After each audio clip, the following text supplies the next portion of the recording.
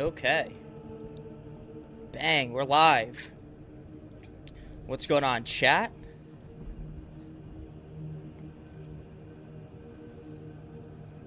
Quick stream today. We are going to be doing hard weekly stratagem help with viewers today on this brand new hard weekly stratagem, which is kind of a sweat, honestly. So, let's get the fucking people in here. We got a brand new heroic weapon to purchase today. And we are playing as Space Wolves for Russ and the Allfather. Let's fucking go.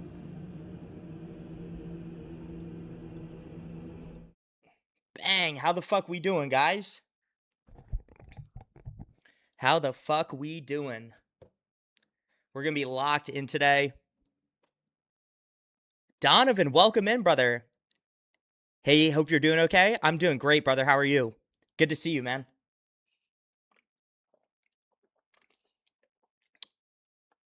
Bang, scissor season in the chat. What's going on, brother? How are you? How the fuck we doing, guys? We got a quick stream going on today. We're going to be doing hard weekly stratagem help with viewers today. We got a heroic weapon to buy, the last one, the heroic Salamander's Melter Rifle. And we're playing as Space Wolves today, guys. We're playing as Space Wolves, so we're going to get people in here, and we're going to get this going. But first things first, we got 9 milligram Velos going in, and we got a little any of the day. Little sour green apple, Warheads Ghost. Watermelon chill, new flavor, must try. Dude, I'm going to have to try that one. I usually am going for like the minty flavors. Like right now I got 2 cans only. I got peppermint and I got regular mint. So these are my go-tos right now. These are my go-tos. But I'm going to have to try the watermelon chill for sure. Bang, switch over to the other cam and then here we go. So if people need help with the hard weekly stratagem this week, because it is kind of a sweaty mission, guys. This one right here on Reclamation. Texas Hammer, bang, right in the chat. How we doing, brother? Bro, you need to play Gears? Dude, I know the Gears beta is out, but we're sticking with Warhammer 40k. We're sticking with Space Marine 2 right now.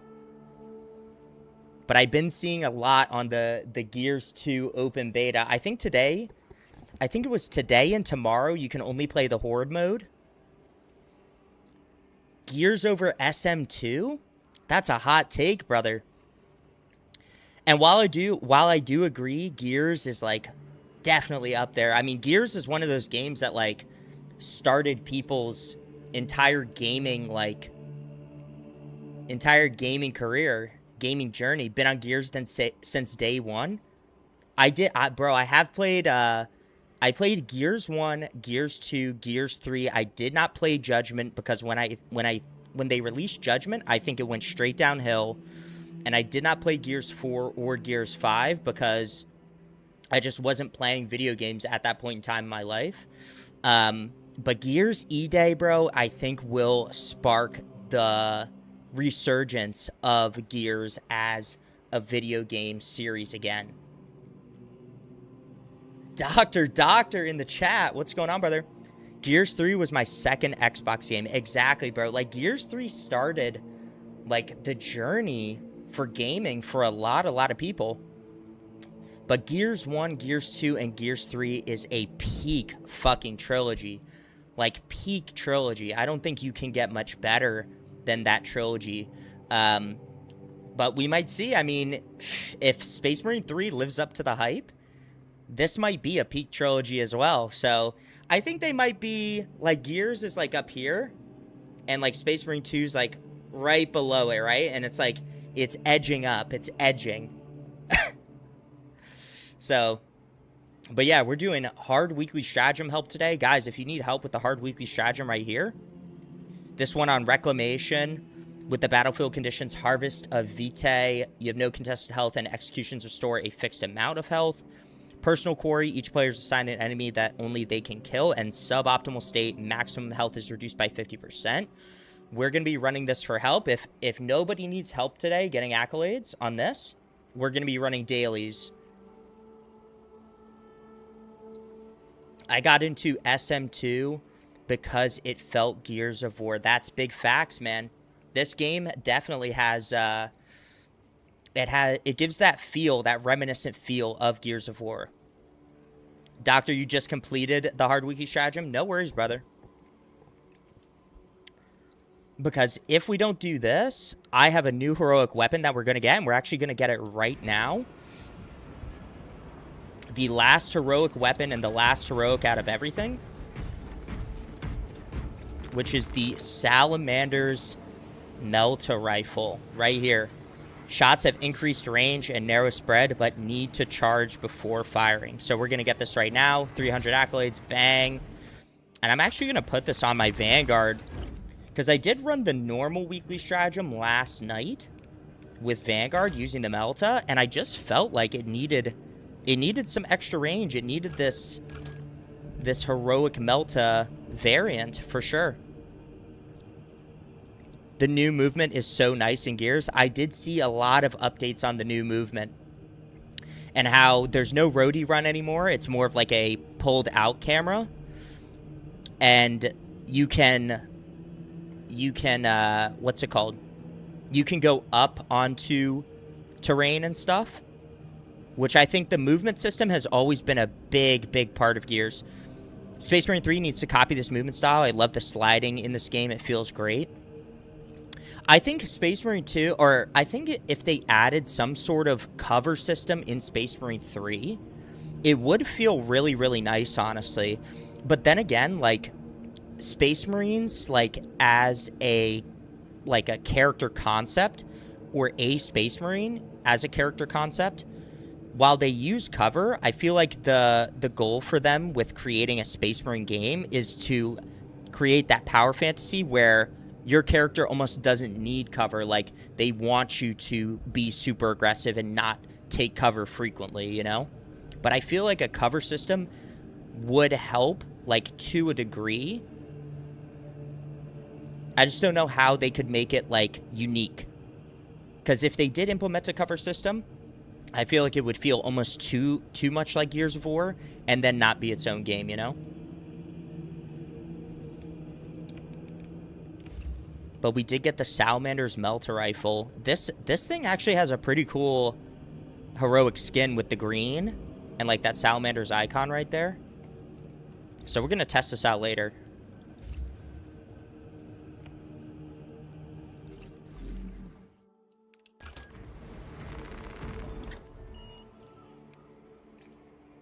But let's check the dailies. Number of my Norse enemies spawned is heavily increased. Terminus level enemies are stronger. Melee range damage increases. Oh, this will be a really fun daily to do. This one will be very interesting to do. And then playing on Reliquary is just such ass. Oh, but this one has intelligence labs, so it has Tyranids on it. So this one honestly wouldn't be that bad. But we might jump into a daily. Terminus level enemies are stronger. We might go with Assault.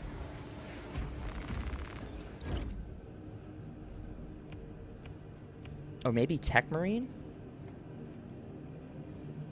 Rizu, what's going on, brother? Welcome in the chat. I can't imagine a Space Marine sliding and shooting. Yeah, I do agree. I feel like it would, it's already a little weird to have a Space Marine, like, doing a jump roll. I think, so, maybe this is a hot take, but I think that the current movement system with Space Marine 2 is a little bit backwards. And when I say backwards, I mean that the way that certain characters move should be different. So, for instance, like, classes like the Tactical, the and the Tech Marine and the Heavy, they don't have any short step. They don't have any, like, dash, okay? And in the campaign, Titus has a dash. Like, when you click the... on Xbox, it's A. So when you click A, he does, like, a tiny dash. And then when you double-click A, he does the roll jump, right? Chaotic Gamer, what's going on, brother? How are you? And classes like the Assault, Vanguard, and Bulwark, they have that same mechanic where when you single click the movement button, they do a dash, and then when you double click the movement button, they do a roll. Okay? In my opinion, I think all the classes that wear Mark 10 Tacticus armor or above, so Mark 10 Tacticus and Gravis, should only have that dash movement, okay? And here's why. It should be a smaller type movement because they're heavier type armor sets, okay?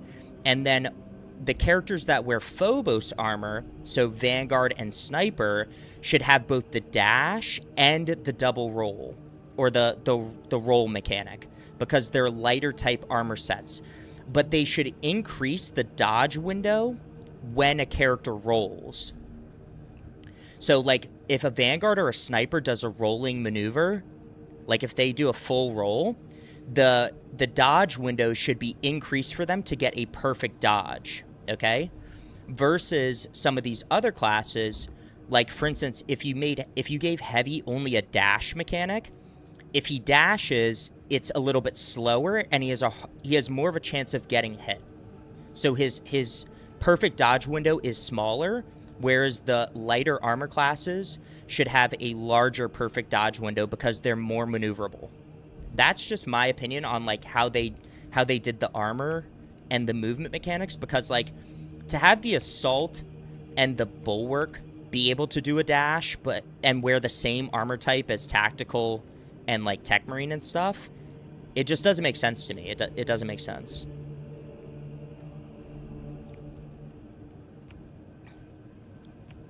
So we're actually going to play this this daily, because it doesn't seem like anybody needs help with the hard weekly stratagem right now. Forever Emperor, what's going on, brother? How are you? We're going to take the Lord Executioner's Axe, but with the Space Wolf's Thunderhammer skin. And we're going to do a ground pound build, I think.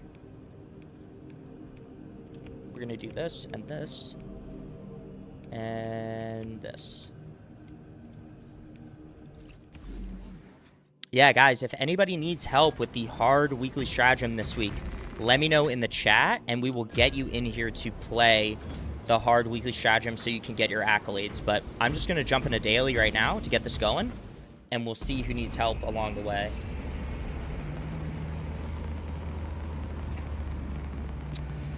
Forever Emperor, you need help with your hard weekly? All right, shit. I'll get you in after this one here.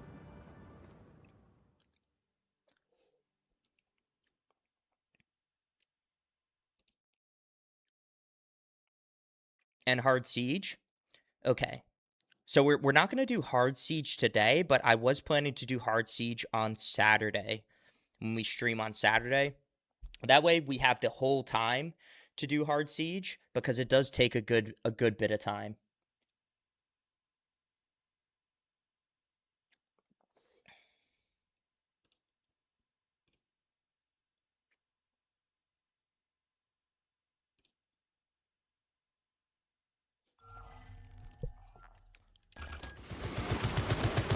Oh, perfect.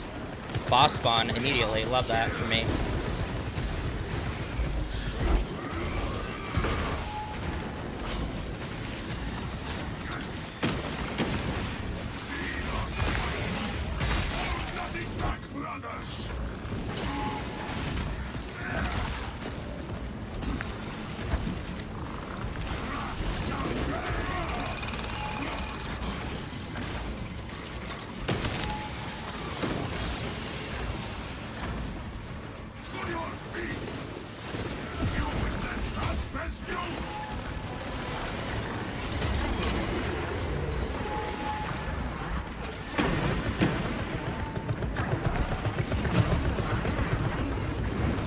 I'm getting hit by a Lictor and getting shot in the back by his own card.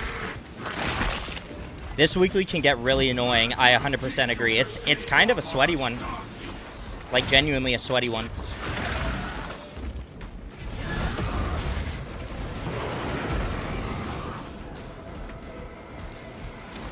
So are we only doing weekly and absolutes? Yeah, we're going to do weekly stratagem, daily stratagems, and absolute operations. And we'll save hard siege for Saturday.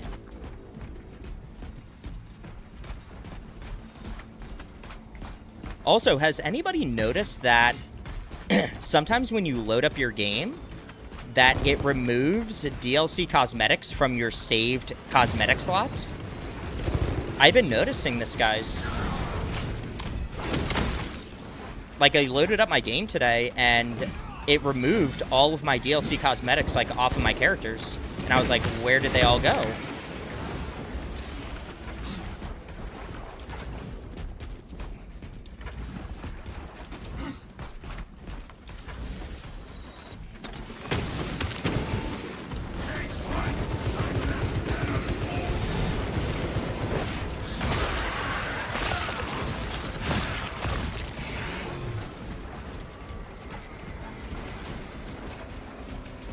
First waypoint ahead. Let us enter the camp.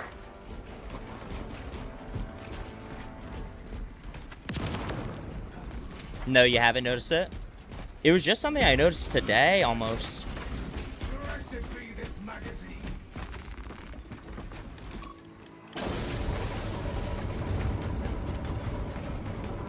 Reporting in. Team has arrived at the Imperial Guard camp.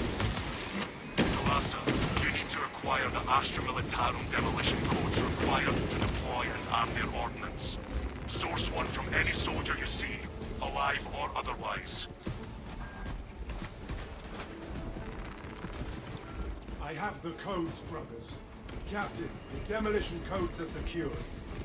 Proceed to the Prometheum refinery and You notice that after the update, demolition but it only happened one preparations. time?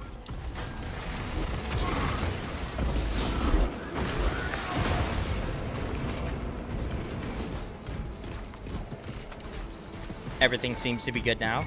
Oh, okay. That's good to know.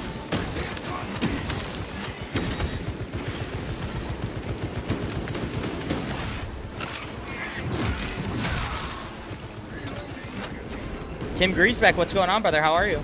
Assuming that the next class is a chaplain, what do you think the class ability will be? That's a good question, man.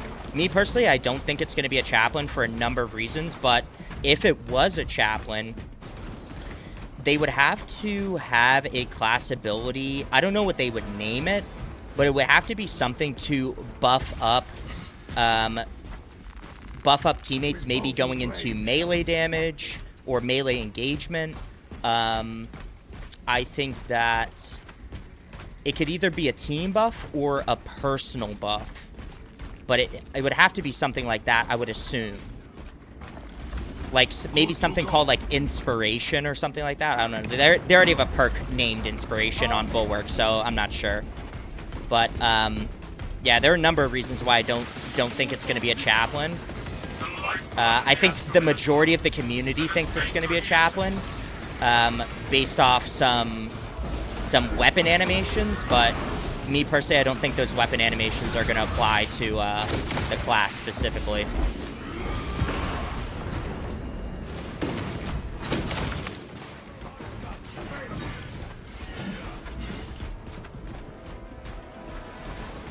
Watch me take flight right here.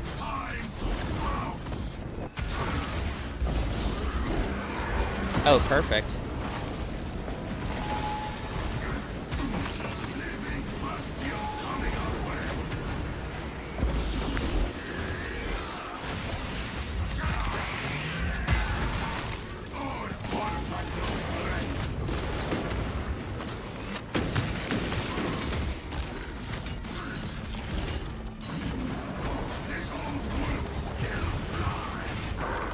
This old wolf still flies.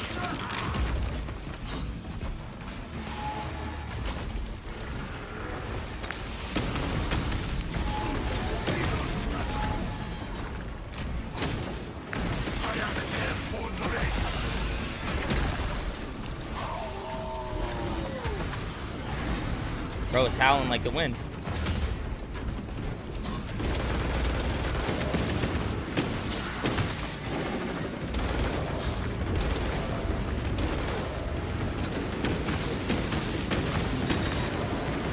Now we got Terminus enemies are stronger here, so let's see if I can get this off. Nope.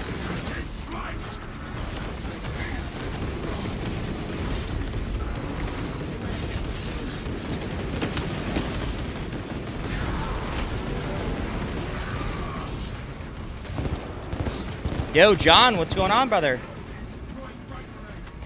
Oh, shit. You just fragged me. Oh, okay. My teammate just killed me. He just fragged me, and it stun-locked me. Come on. Guys, never frag a boss. Never throw frag grenades at a boss, because it just stuns your teammates, and it barely does any damage to a boss-level enemy. Wow, I'm ready to get this ammo pack that is now gone.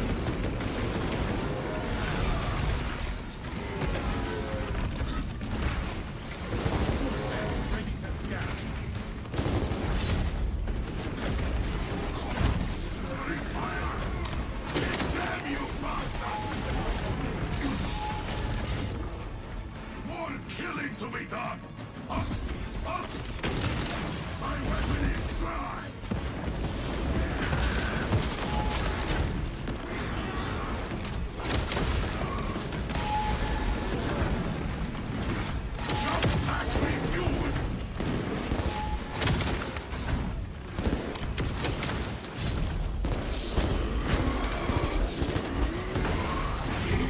Got his ass.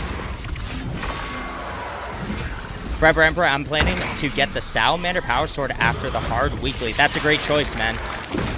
I still have to play with it a bit. For the Bulwark, yeah. And for the Assault, honestly. Assault Wings of Flame with that would be amazing. Tim, you're doing great, brother. Thank you for asking. How have you in the stream been? It's been good, man, for sure. Also, are you thinking Justiciar or Apothecary? Yeah, so I did a couple videos on like breaking down which class was probably the most viable for them to add in year 3. And I think that the top two, and I'm kind of split 50-50, is between Justiciar and Apothecary, only because I believe Apothecary is probably the most requested class out of all three. The Chaplain, Justiciar, and Apothecary. I think it's the most requested because I believe people want a true healing support class. Now, the reason I don't think Apothecary is that viable, though, is because if they put an Apothecary in the game, they have to rework multiple classes to reduce the amount of healing they have or take it away completely. Use the codes to prime the bomb and finish its deployment into the crypt, bringing him well, cautiously. If you know what is good for you. And if they don't remove the healing from those classes when they add an Apothecary, it's going to basically crush the healing pickup economy of the game. Like, people will basically not need stims anymore if they play with an Apothecary. Like, say you have a Bulwark, a Vanguard, and an Apothecary go into a match with their three, you know, Apothecary being a main healer, and then Bulwark having Invigorating Icon as a healing perk, and Vanguard having Unmatched Zeal as a healing perk, then basically you don't need stims whatsoever. So the pickup economy is useless.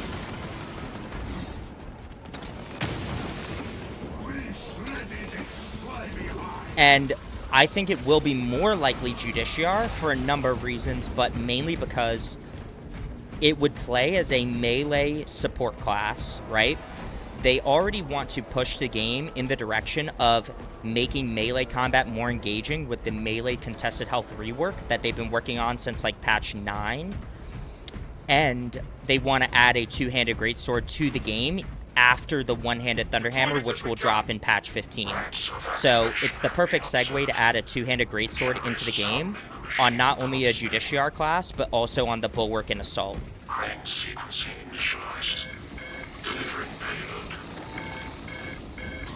Have you finished the PvP ordeals? I have one tier left on the melee kills for PvP, and I'm at like 200 something melee kills right now, so I have to get... I'm getting fragged again by my teammate. I have to get like 300 melee kills to finish the PvP ordeals.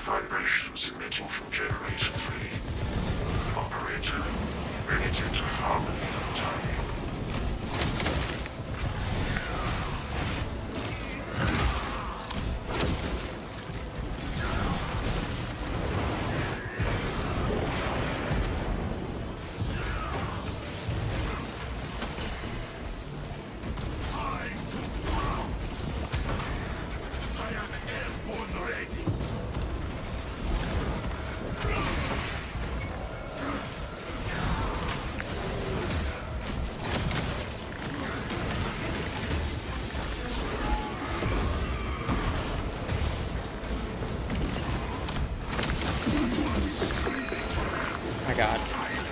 Getting crushed.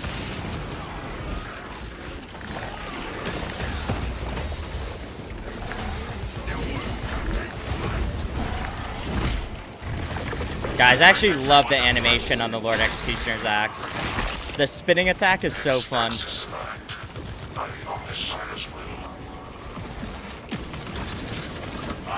Disruption of operational generator 2.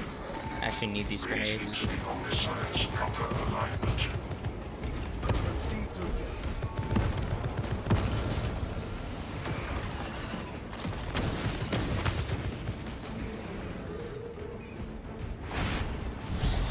Imagine if the Apothecary has a stim version of Secure Stockpile. See, that would just be broken as fuck. Every 60 seconds you get a stim. That's like crazy work. So they would, like, the balancing for Apothecary is almost more difficult. It would be so difficult, it's not even worth adding the Apothecary as a class. That's my whole thing. Nice back-to-back gunstrike on the Carnifex. Thank you, brother. Back on track. Drive train restored. Begin the course of locomotion methods. Let us keep that swarm from ever reaching generator 4. Y-axis aligned. Margin of error 0.0 nanometers. Rest meeting on decides to the warning. The Emperor demands dismantling on generator 4. Even a house. Punish the ignorant iconoclasts.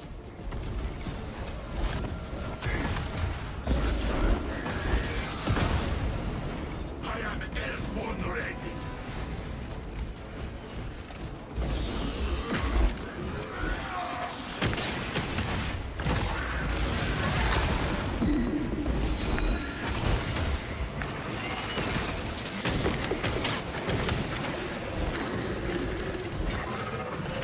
Oh my god.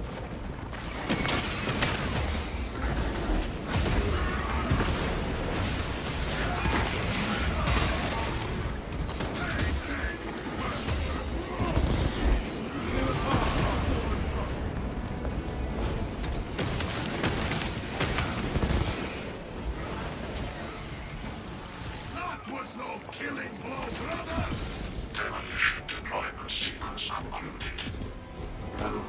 Yeah, Apothecary class would definitely bring some stim nerfs. Yeah, I just think they would have to go back to every single class that has some sort of healing perk that like significantly heals any class and have to rework it, unfortunately. So that's Bulwark, Vanguard, Sniper Purification, as well as Heavy's Bonds of Brotherhood. That's 4 different classes like they would have to make changes to, in my opinion.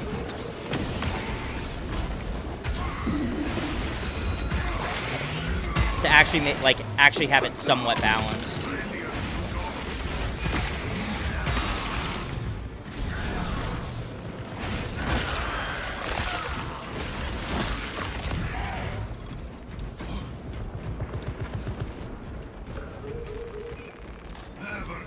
Alright, guys, I'm taking the Sanctified Wrath so I can aura farm. I need to aura farm with the Sanctified Wrath.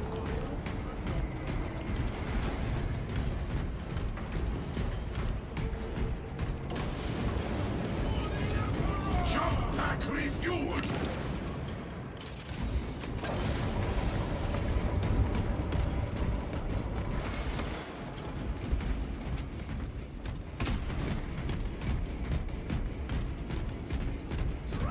Aura farm.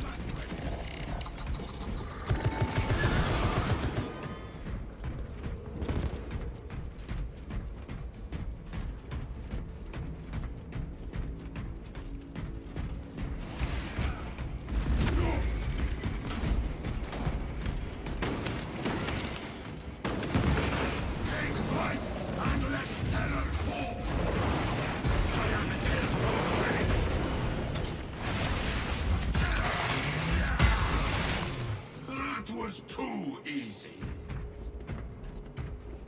Rizu, you think the next class will be Judiciary? I agree, brother. I do. I think it just makes the most sense. I think it works from a narrative perspective. Like, it doesn't create any conflicts with the narrative of the campaign as well as the operations together and how they work together. They want to add a two-handed greatsword already. And it gives them the perfect segue to add a two-handed greatsword as a primary weapon and then add it onto other classes too. Plus, they, you know, getting a melee damage or melee focused support class is something they're going to want to add because of the melee contested health rework that they've been working on for ages. So I think it just makes the most sense in my opinion.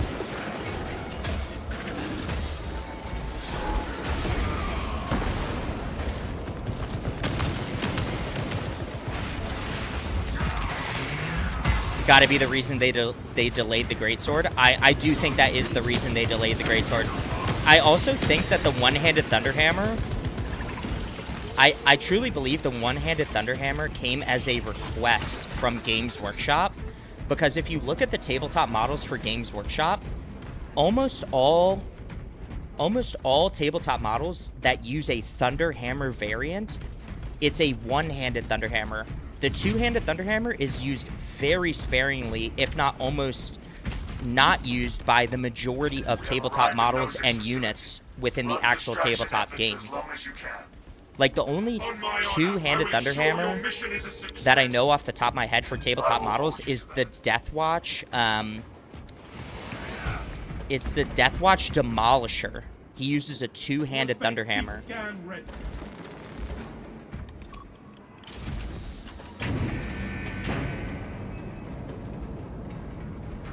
Bringers of doom, angels of death. What's the deal with the time glass they carry? So Judiciary carries something called a Temper Mortis.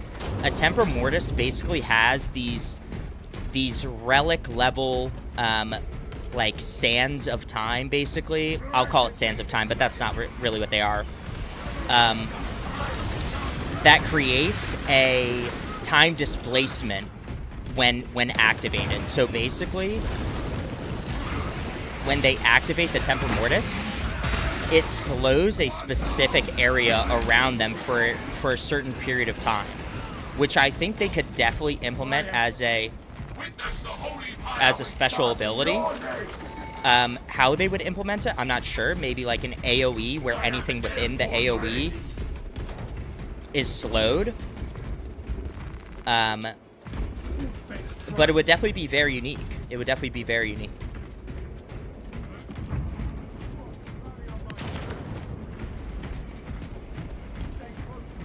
But I think the weirdest thing for me with their announcement that they were adding a new class in year 3 was the fact that they said that the new class would use a Absolver Bolt Pistol, which all 3 of these units for the tabletop use. So the Chaplain, the Apothecary, and the Judiciary all use an Absolver Bolt Pistol. And they named the Chaplain and the Apothecary, but they didn't name the Judiciary. They just used an emoji to sort of tease at his character. Why did that guy just activate that? What in the world is this guy doing?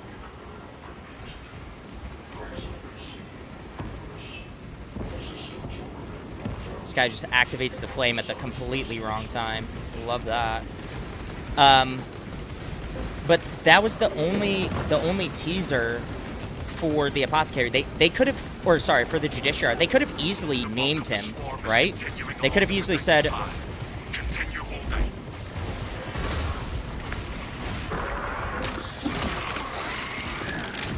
they could have easily said or put the name of the unit in with the teaser that they did, but they chose not to specifically. I think that in itself hints more at the fact that it's more likely to be him than the other two. Because why name the chaplain and apothecary but not the Judiciary in like the community update?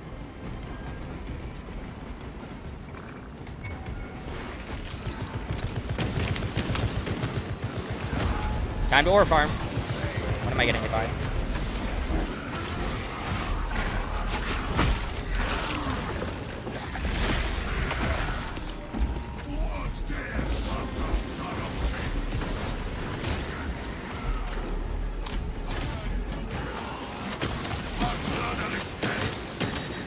The Tech Marine died. Halfway there, brothers. Keep it up.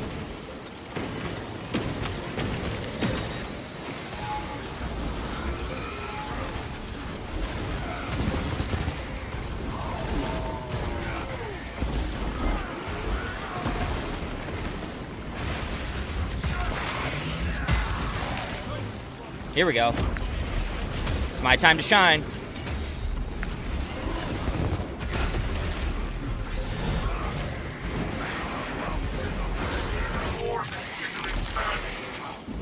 The silence emoji was a little suspicious. Yeah, exactly. Why not just say it could be a chaplain, apothecary, or Judiciary? Like, just name them straight up. Like, why put a silence emoji? I think that hints more at it being a Judiciary than anything. Right? Because if they didn't want to say it straight away, that means that they're probably waiting to announce it to some degree.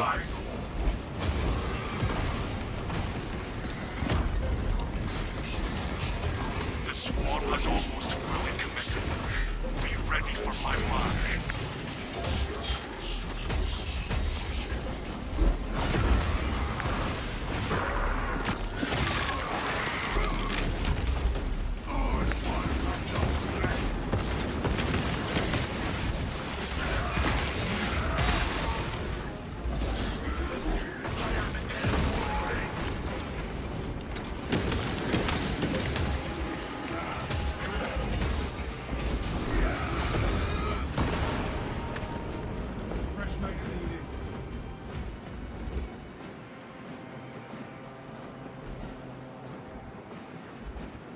You are clear to detonate.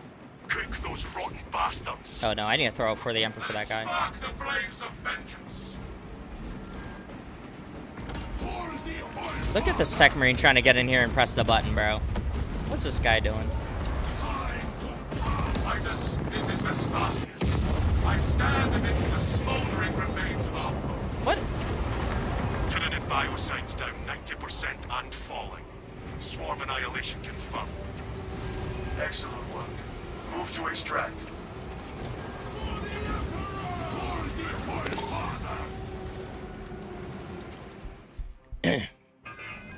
Do chaplains use Greatsword or just Crozius? So chaplains use only the Crozius. So I think that's another reason why they would not be adding the chaplain to the game, okay? So a lot of people are trying to say that the new animations that were found in the data mines for the one-handed Thunderhammer hinted at the new class being a chaplain. To me, that just doesn't make sense. Never have they based a new class off of a specific weapon, like if when they were adding the power sword or whatever, or when they were adding what's it called, the power axe. They didn't base the Tech Marine class off adding the power axe, right? The Tech Marine came with its own unique weapon, and they added the power axe onto it. So just because a weapon animation is similar to what maybe a chaplain might do, or like to inspire, doesn't mean they're going to add a chaplain. And number two, a chaplain has never used a one-handed Thunderhammer on the tabletop. Like, from what I understand about the chaplain's specific war gear, they only use the Crozius and then the Crozius Arcanum. So the Crozius and Crozius Arcanum are technically two separate weapons. A Crozius is a chaplain's weapon of office, but a Crozius Arcanum is a relic level Crozius. Like it's the highest relic level Crozius you could obtain, right? So, for instance, like a chaplain, like a high chaplain, like a Master of Sanctity, carries a Crozius Arcanum, but all other chaplains below him carry just a Crozius. That's how I understand like the whole Crozius thing. But I still think at the end of the day, the biggest reason they won't add a chaplain is because of how the narrative campaign and the PvE operations line up together. Okay? So like, for instance, we know that during the campaign, the chaplain of the 2nd Company of the Ultramarines is Leandros, right? Before certain missions in the campaign where he's sending Titus off, he speaks to Titus, right? He like talks to him on the battle barge. It would make no sense for them to have a chaplain, another chaplain, be running around with the Primaris squads of Viridian and Talassa when there's already a chaplain like back on the battle barge, like sending off the lieutenant who's like under suspicion of heresy, like prior to missions. Okay, and they won't just add Leandros straight away because of that same fact. Like he was just seen in the campaign talking to Titus before he like sent him off on a mission. You know, like, so I think at the end of the day, they cannot break the lore. That's something they've talked about a lot with how Saber is allowed to implement stuff in Space Marine 2. Now there are certain aspects which are a little bit more fluid, or that they have a little bit more leeway. For instance, like weapons, right? Like they added the Deathwatch Power Fist in this last patch, right? The Deathwatch Power Fist typically goes on the left arm because for the tabletop, most weapons or all melee weapons are used in the left hand, and ranged weapons are used in the right hand on the tabletop. Like if you look at any tabletop models, the tabletop models typically always use their ranged weapon, their gun, in their right hand, like a bolt pistol in their right hand and their chainsword in their left hand. Now, because of Space Marine 2 and the way that the camera is set up over the right shoulder, they're going to add the melee weapons as right-handed items and the ranged weapons as left-handed items. So that's a little bit like there's a little bit more fluidity there, there's a little bit more leeway. But when it comes to like the narrative, like the company structure of a chapter, they cannot break the lore. Like they cannot break how Games Workshop has like set up. All right, like a chapter has 10 companies, right? Each company has one chaplain. Like the chaplains are all under the Reclusium, right? But they are sent to each company depending on needs of the chapter and of that company. So that's sort of how that works. His Hourglass ability could be pretty clutch to have. It could. The one-handed Thunderhammer could get a Crozius skin if they added a full chaplain in the future. See, Doctor, they're never going to do that, though, because the Crozius is so specific to the chaplain that they would never just create it as like a heroic weapon skin, okay? Because a heroic weapon skin means that the weapon can be used across multiple classes. They will never let another, like, they'll never let another unit use a Crozius other than a chaplain. So they wouldn't add it in as like a heroic skin, unfortunately. GW is very strict with these things, yeah.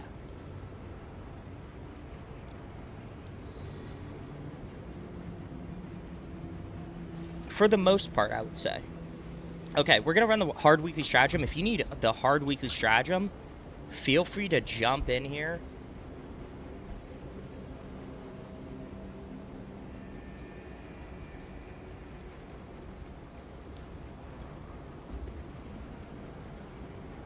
Because if they were to add a Corrosius skin to the one-handed Thunderhammer, then it would be like, well, now the Assault can play with a Corrosius. Now the Bulwark can play with a Corrosius.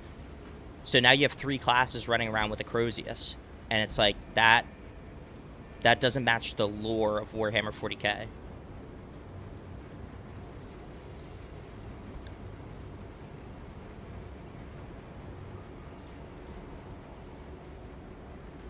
If anybody needs the hard weekly stratagem.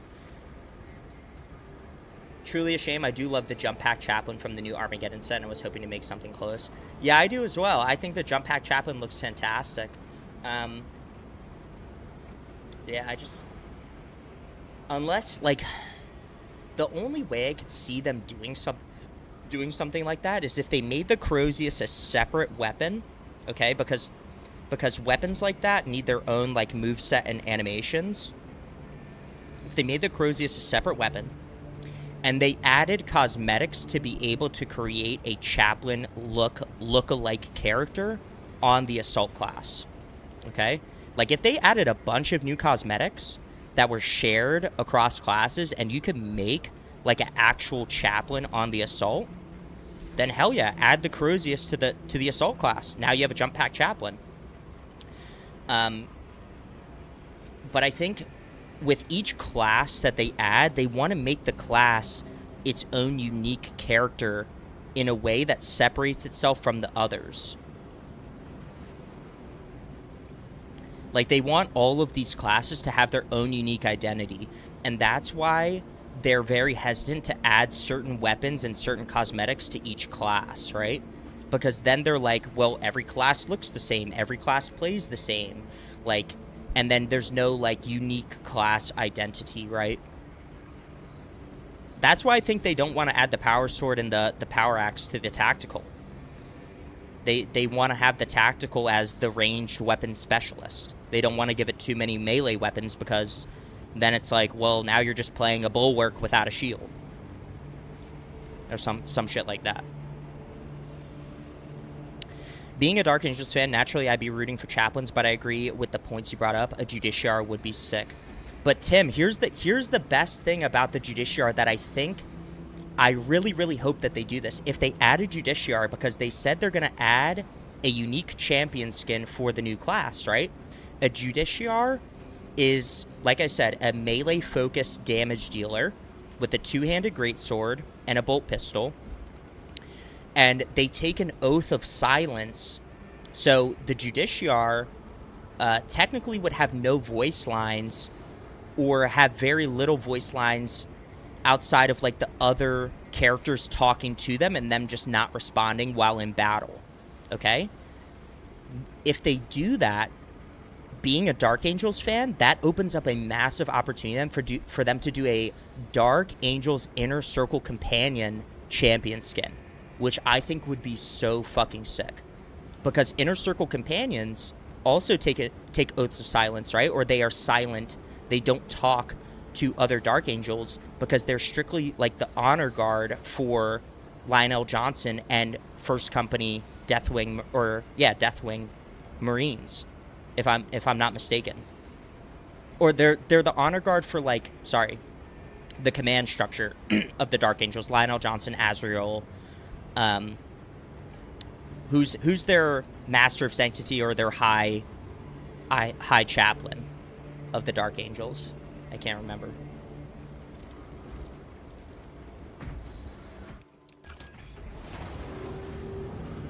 I think we're just waiting for Forever Emperor if he wants to do the hard weekly. Not many people need to do the hard weekly. Yeah, an Inner Circle Companion would be amazing, bro. Because then you have a silent-based character who uses a two-handed greatsword. I think it sets up an Inner Circle Companion champion skin amazingly. Jump Pack Chaplain sounds terrifying. I agree. I want a Power Sword on Tactical to complete my Intercessor Sergeant. I do as well. And frankly, I think they're stupid for not adding the Power Sword on Tactical. Out of all the melee weapons, the Power Sword is actually probably one of the weaker ones. Like, even compared to the chainsword, I think the power sword is weaker compared to the chainsword. Now, with the new Salamander's Heroic, it does bump the power sword up pretty well. So that could play into it, but compared to the power axe and to the power fist, the power sword is definitely weaker than both of those options. So I think they definitely need to add the power sword at least to the tactical. John, you need the hard weekly? We can get you in here, John. If you're ready to go.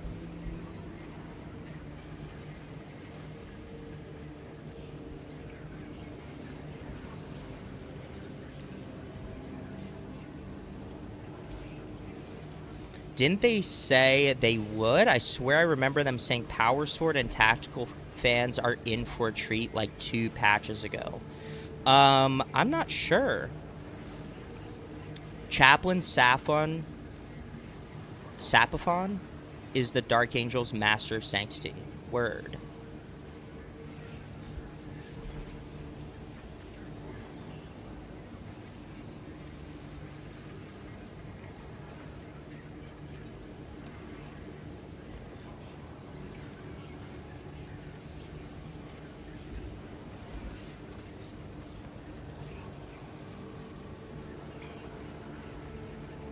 So yeah, I mean, I think a Dark Angel Inner Circle Companion could be like the setup for this Justiciar class. Like, if it's a Justiciar, I think that will be the champion skin. If it's an Apothecary, I could see them doing a like a Blood Angels,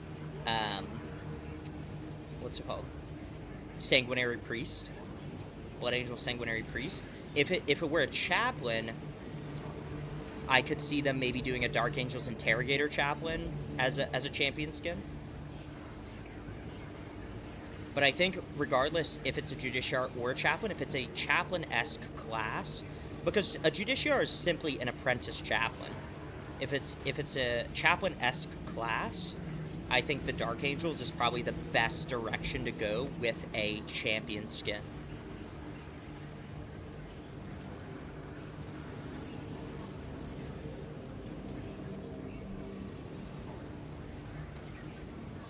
Dang, we got John in.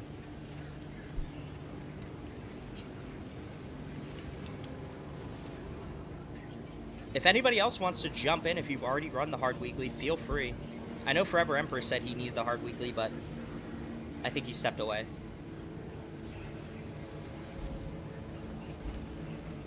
In my opinion, the Blood Angels champion is the best. It has double purpose cosmetics for both a Blood Angels captain and Sanguinary Guard. I do agree. I think they need to do more of that, Doctor. I think they need to do more of the, all right, we made a champion set for this class, but we made a unique cosmetic, like a unique backpack, a unique hood, a unique shield, or whatever, for another class.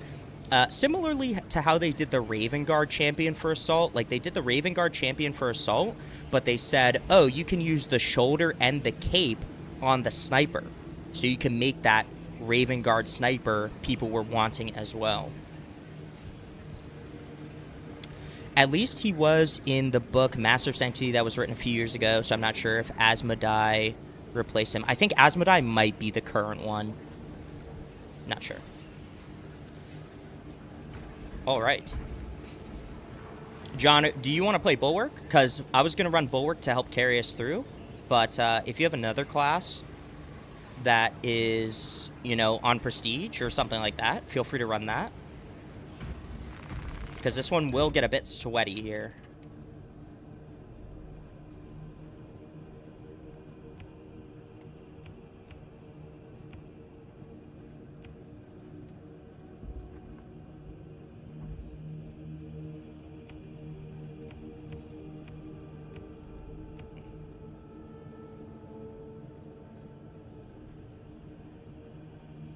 We could probably use the tack, too. But Tactical is like... Tactical will struggle on this mission. Bulwark is my only prestige? Alright. If you're playing Bulwark, I would definitely recommend this type of setup. With, like, Intimidating Aura, Scramble Targeting, Steel Within. Focus Restoration for sure. This is going to be key because Armor's going to keep us alive. Purity of Purpose.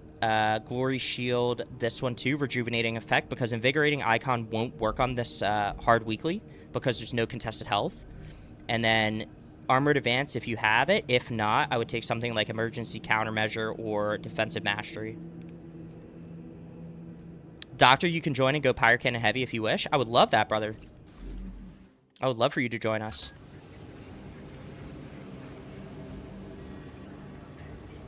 And I might just do Tech Marine, honestly, so we can get the double armor back on Majoris level executions.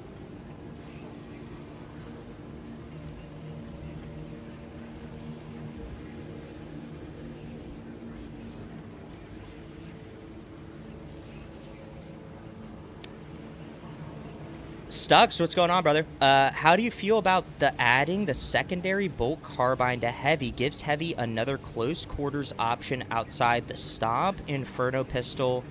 It might actually make the carbine usable. That's an interesting take, brother.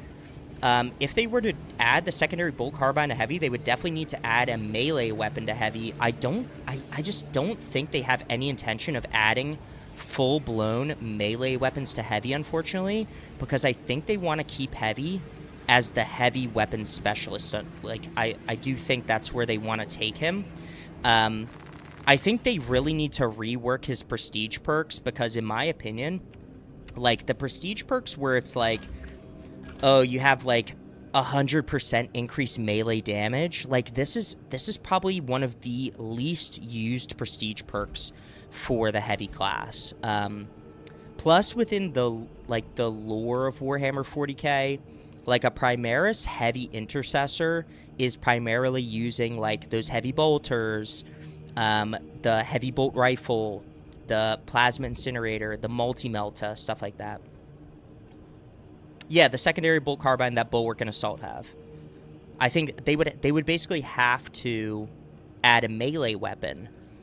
Or are you saying as just a secondary with also keeping the same primaries? Oh, Forever Emperor, you're back. Okay. Your phone just shut off for some reason? Same primaries. Oh, okay. Interesting. Yeah, I mean, why not? It would definitely, you know, heavy would be able to give it a much better ammo economy than Bulwark and Assault with its current perks.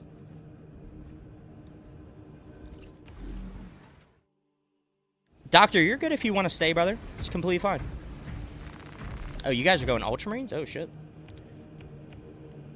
Let me do this.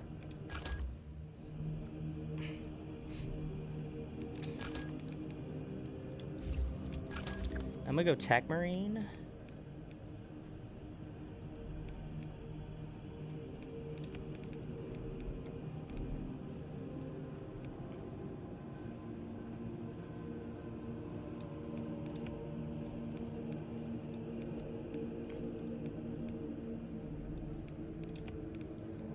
And I want this armor regen, Majoris level or higher. Let me check my prestige perks.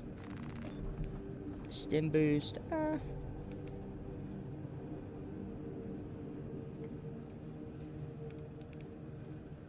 Do I want stim boost? Stim boost or Furious Gunstrike? Melee damage. I mean, I'm gonna use Ardent Edge.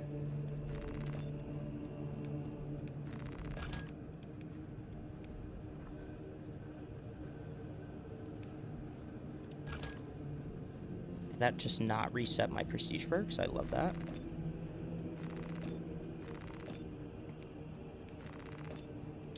There we go. Yeah, I'm just gonna use Argent Edge, honestly. I made a full Blueberry squad after one of your streams. I'm really proud of your Assault, Bulwark, and Tack. Hell yeah, brother. Should we run Blueberries? I can run Blueberries real quick. I got a Blueberry Tech Marine right here. Steal your... Bang. Yeah, I'm only going to run Argent Ed so I can get the gun strikes, which will help me a lot more. Bang. Look at our blueberry squad. Well, I guess I'm a red berry. Lol. Yeah, I definitely think Bulwark is one of the best classes for this. He stays alive extremely well. Heavy also is very tanky for this. And then I'll be the range damage dealer. For the Emperor, for the Omnicide.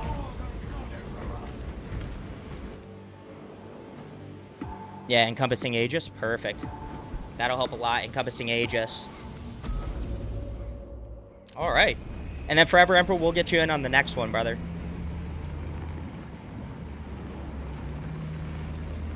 We'll get these accolades.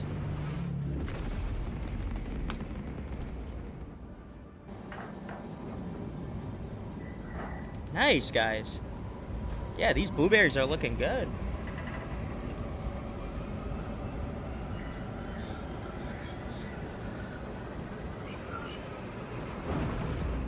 Guys, with the release of patch 14, I don't know if you guys have noticed, I've been posting a bunch of stuff about like Sternguard and Vanguard veterans because we got those robes for the tactical and assault. I absolutely love being able to make Sternguard and Vanguard veterans now, like properly, you know? So expect more of that for all chapters too. Like I just put out a bunch on Ultramarines and Blood Angels for shorts. I'm going to do full-length videos for those as well. And then I'm going to do Imperial Fists and Salamanders, probably next. And then... who else? Yeah, those definitely to start. Imperial cruiser Wrath of Espandor in orbit around Avarax transmitted a distress beacon and then went silent. Intelligence suggests the ship now plays host to Tyranid parasites. We need the assault shoulder pad on tack so we can get the full Sternguard look. I agree. Yeah, with the raised shoulder. We also, guys, I've been harping on this so much. We need a new Crux Terminatus Pauldron with proper customization for the trim color. Because it just looks stupid to put a Crux Terminatus on any other chapter right now in this game because there's a bunch of Ultramarines insignias on the Crux Terminatus currently. Like, it kind of ruins every build. Like, if you want to build a Blood Angel Sternguard veteran and put a Crux Terminatus on it, it completely ruins the look.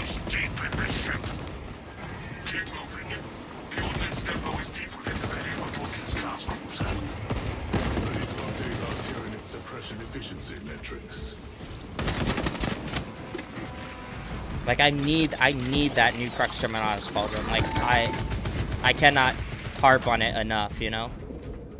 So hopefully they add it in patch 15. They could legit just put it in the Heroic store. That would be the most ideal.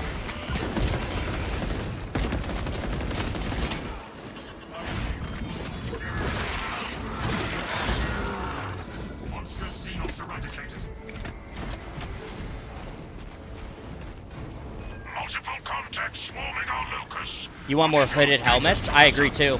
I think they need a hooded, just a standard hooded Mark 10 Tacticus helmet. They also need the hooded Mark 8 Errant for Deathwatch, 100%. Mark 7 too. Talassa, Combat Squad Heraton reporting. We lost Fox contact with Combat Squad Phaedrus. Do you know their status? Phaedrus not responding to Vox. We must consider our brothers lost then. Our objective is to secure the cyclonic warheads at all costs, encountering heavy Tyranid resistance. We appreciate it, Heraton. Stand firm and fight hard.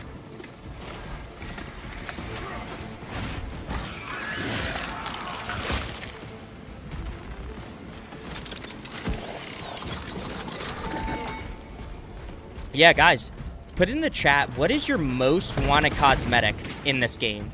Like, overall, what cosmetic do you're really like, I want this. I think it would be like the best to create my favorite looks in Warhammer 40k. An option to put hoods on helmets would be cool. Yeah. So the modular customization, they're kind of doing like a little type of it with adding the robes and tabards. The issue is the issue with the modular customization is even with the robes and tabards, they have to go back. They said it in the patch update. They actually have to go back and add them or remove them from other they have to remove them from other armor pieces to add them properly.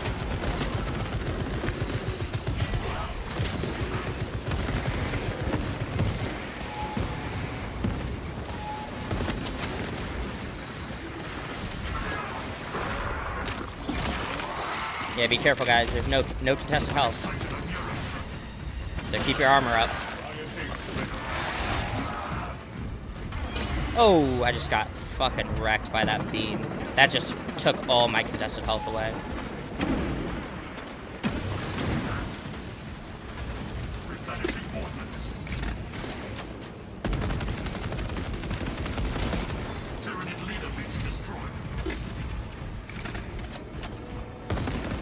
I'm gonna have to lock in now. Well, at least these beams won't hit us. Once he knocks him, I'm getting in there. Alright, bet. I need to get to that turret.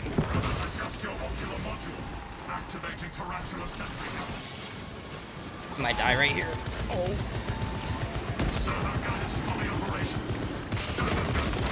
This should knock him. Bang. Done.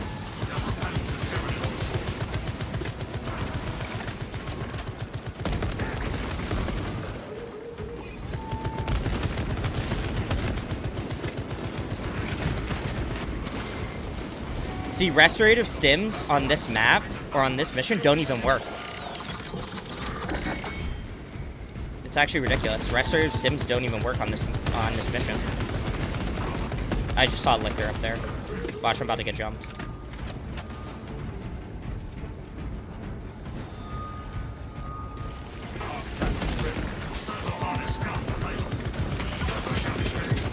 There we go.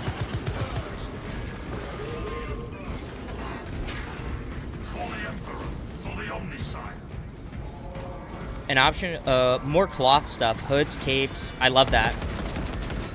More cloth stuff for you as well, Rizu. I'd like to see a leg piece with the Crux Terminatus. Yes, sir. I did see that was actually in data mines, so that should be coming in the future. It's actually the one that was specifically on the Vitrix Guard models from the campaign. I believe they remade it, and it should be hopefully coming to the Heroic store.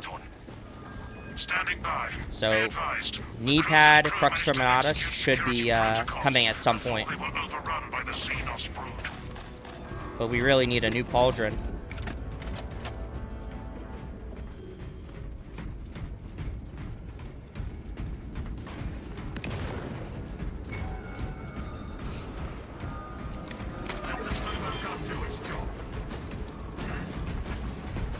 No turning back. Understood.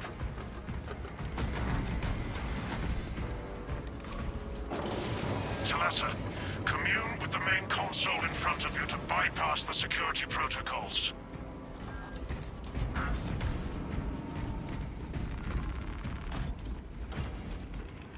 The lift platform is in transit.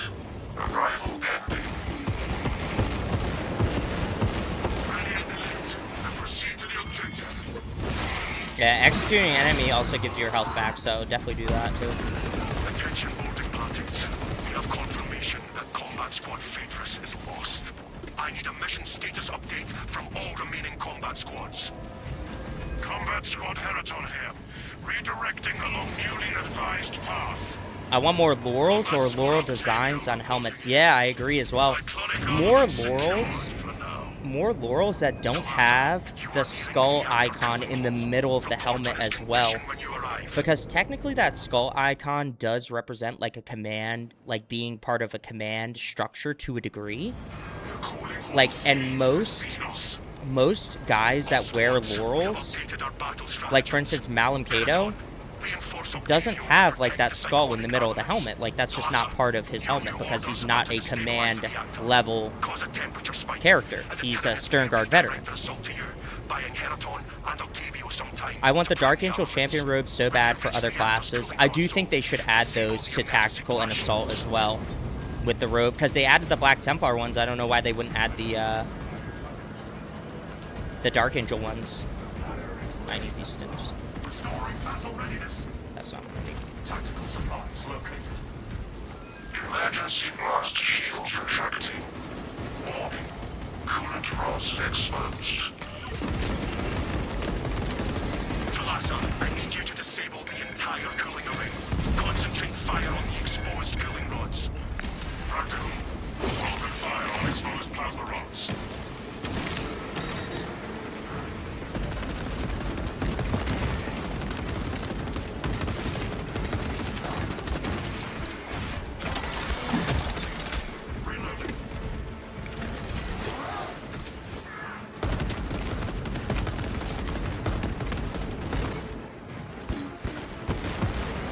You can't kill that one. So if it has a skull on it, that means I'm the only person that can kill it. And if it has a red X on an enemy, that means you're unable to kill that enemy.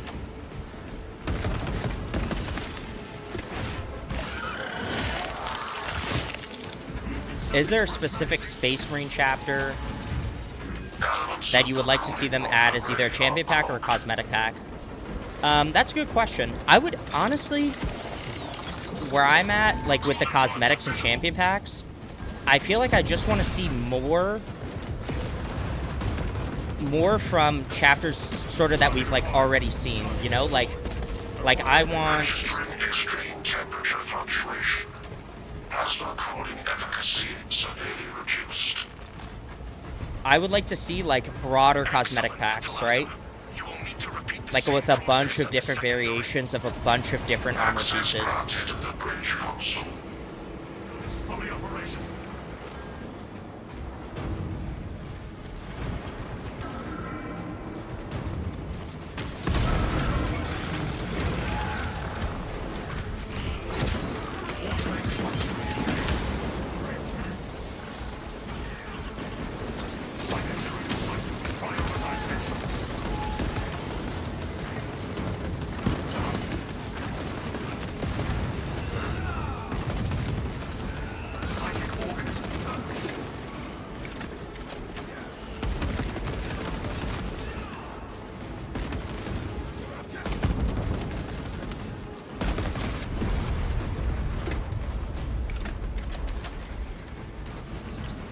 Strike ready to deploy.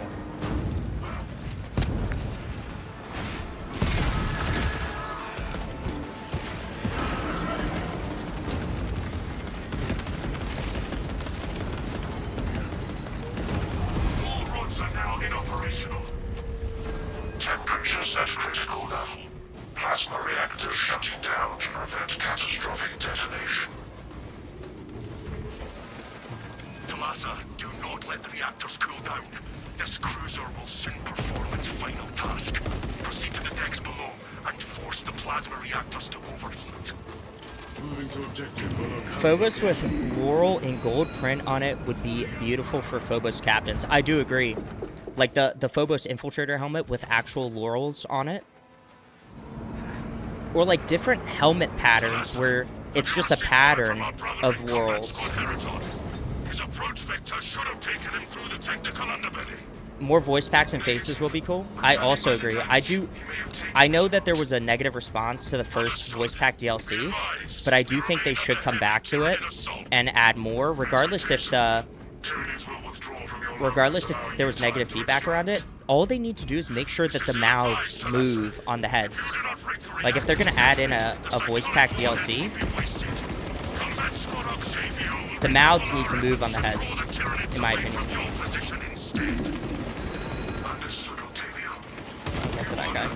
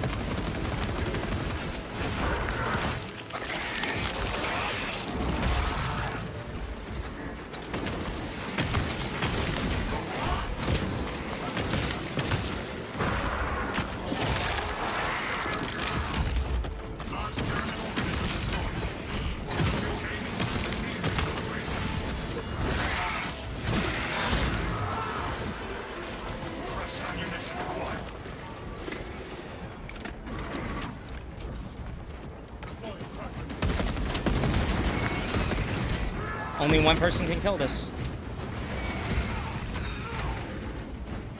Brother. If you have a skull on the enemy, that means you're the only person that can kill it.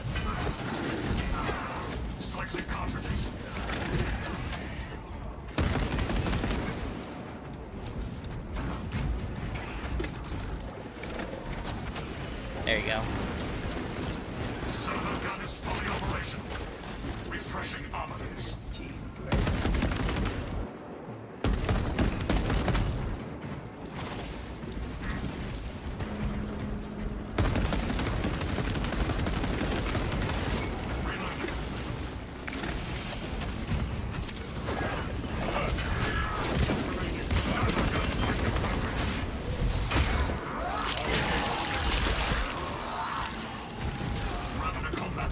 There you go.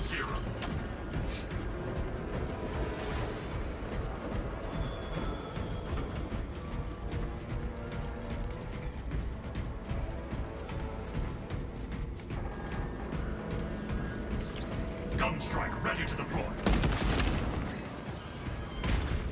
Replenishing ordnance. I can restore this sentry to operational status. Talassa, we have lost contact with Heraton leader, and Octavio is pinned down. You must destabilize the plasma reactor.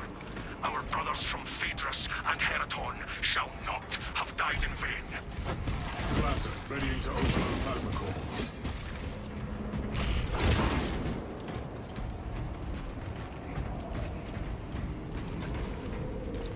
I don't mind the lack of banter with the older voices, but I think they lack voice lines that everyone hears. I do agree. I don't mind the lack of banter. Like, it's not like they need to have full, like, narrative voice lines, because again, all these operations are technically based on Second Company Ultramarines.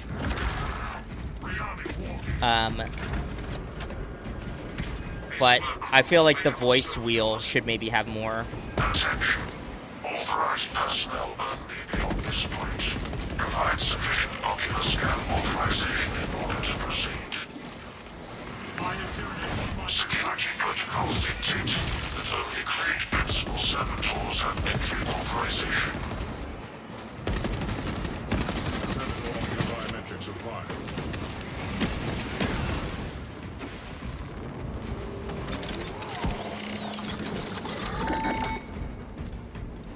Inserting fresh magazines.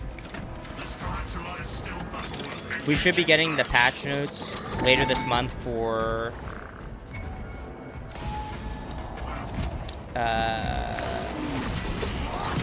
so we should be getting a community update at the end of August. So that'll be we didn't get a July community update, but we should get an August community update, because I think the August community update is going to be the preview for patch 15.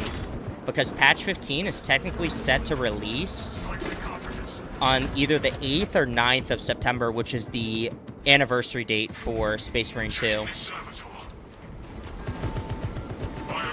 But patch notes always drop with the actual patches release. We should be getting a potential hotfix next week for 14.1. Based off what I saw in the Space Marine 2 community update. Access granted. Or Space Marine 2 Discord, sorry.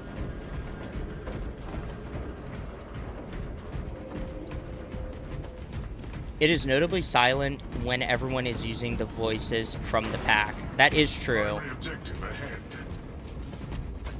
Plasma or Pyre for the boss? I would say keep Pyre Blaster, because it'll help with the little Minoris hordes. Because the Minoris hordes are going to be the ones that actually chip us down. Brothers, together we go. And the burn damage is good.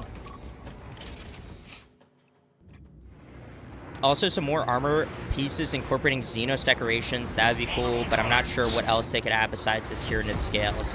Yeah, I'm not sure, honestly. Must be destroyed. Honor our brothers. Honor our chapter.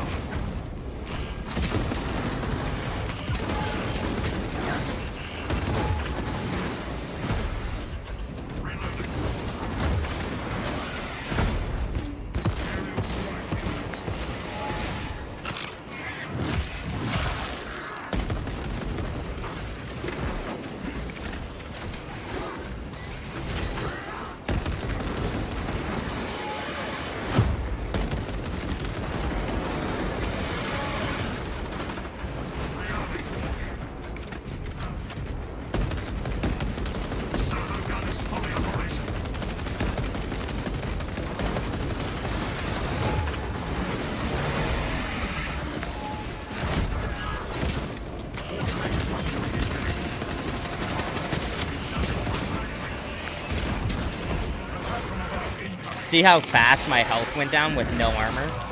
Literally in so fast, dog. This is the tough part right here. Because these Minora swarms. There we go. Oh.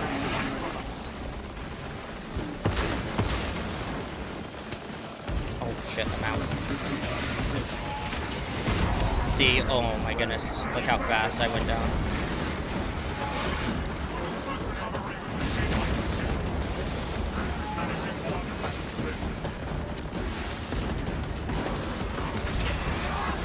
I just gotta keep, you gotta keep armor up, that's the big thing.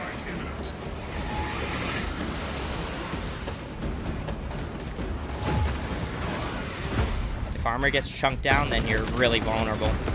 Especially with Tech Marine, with 50% less health too.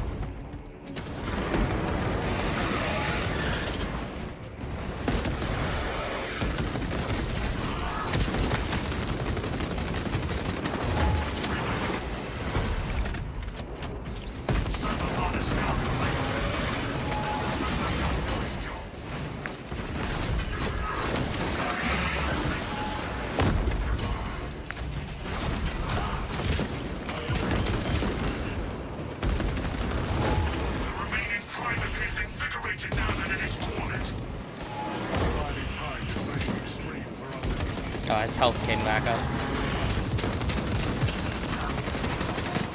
Oh, bro. The no contested health is wild.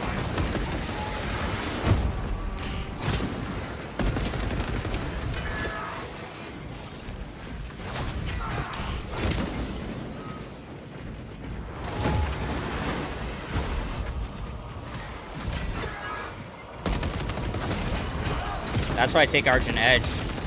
Gives me a gun strike every single time. And I get armor back every parry on a Minoris.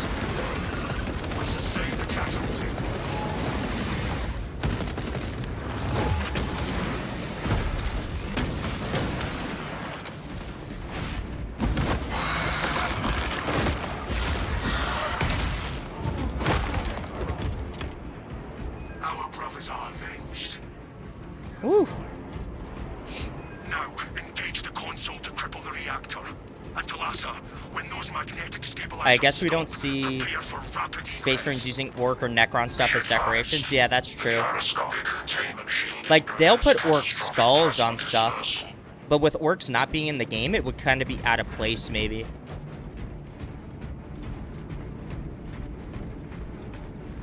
I wish they had, like, phrases they just say to the wind about the objective of the operations and everyone hears. Yeah. But that's where it's like, technically, those chapters aren't part of the narrative.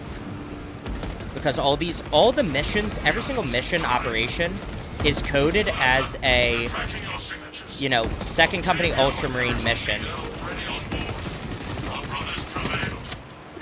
Like, my whole thing is, like, if you were to put voice lines for them, you could make them, like, Deathwatch voice lines, almost. But then, like, the command team that's, like, giving the orders for the objective, they wouldn't be speaking to the Deathwatch, you know? Like, Captain Akron wouldn't be giving orders to Deathwatch kill team members.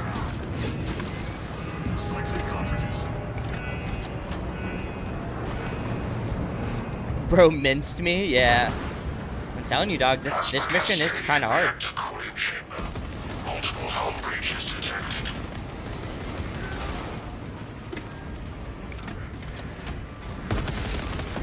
We're almost there. Hurry. The cruiser has begun breaking apart. We will wait as long as we can. Go, go!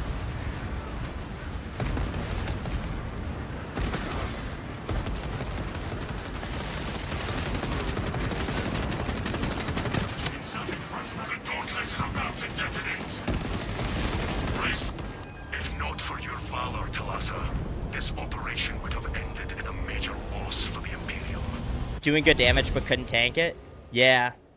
That's why keeping armor up is so vital in this mission. Like, if you run out of armor, you're basically in 1 to 2 shot territory. Like, if it's a light attack, you can take, like, 2 shots. Like, 2 light melee attacks.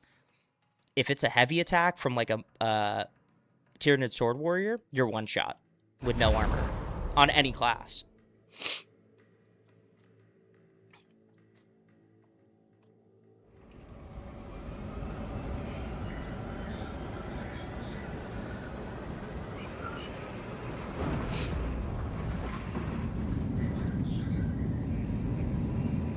Like, the Space Wolf will just say he's going to fuck up the Hive Tyrant and wear his skull as a trophy. The Black Templar will say he can solo the 2 Tyranid Primes. Yeah, I get where you're coming from. I think those would be nice, but I just can't see them adding them. Because, like, at the end of the day,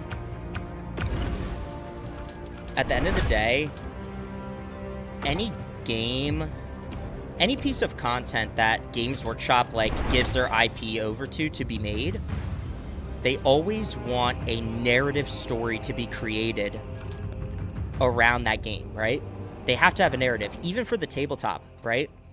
Like, they released an 11th edition for the tabletop. The narrative is that we're going back to Armageddon, right? They have a whole list of, like, who's actually on Armageddon.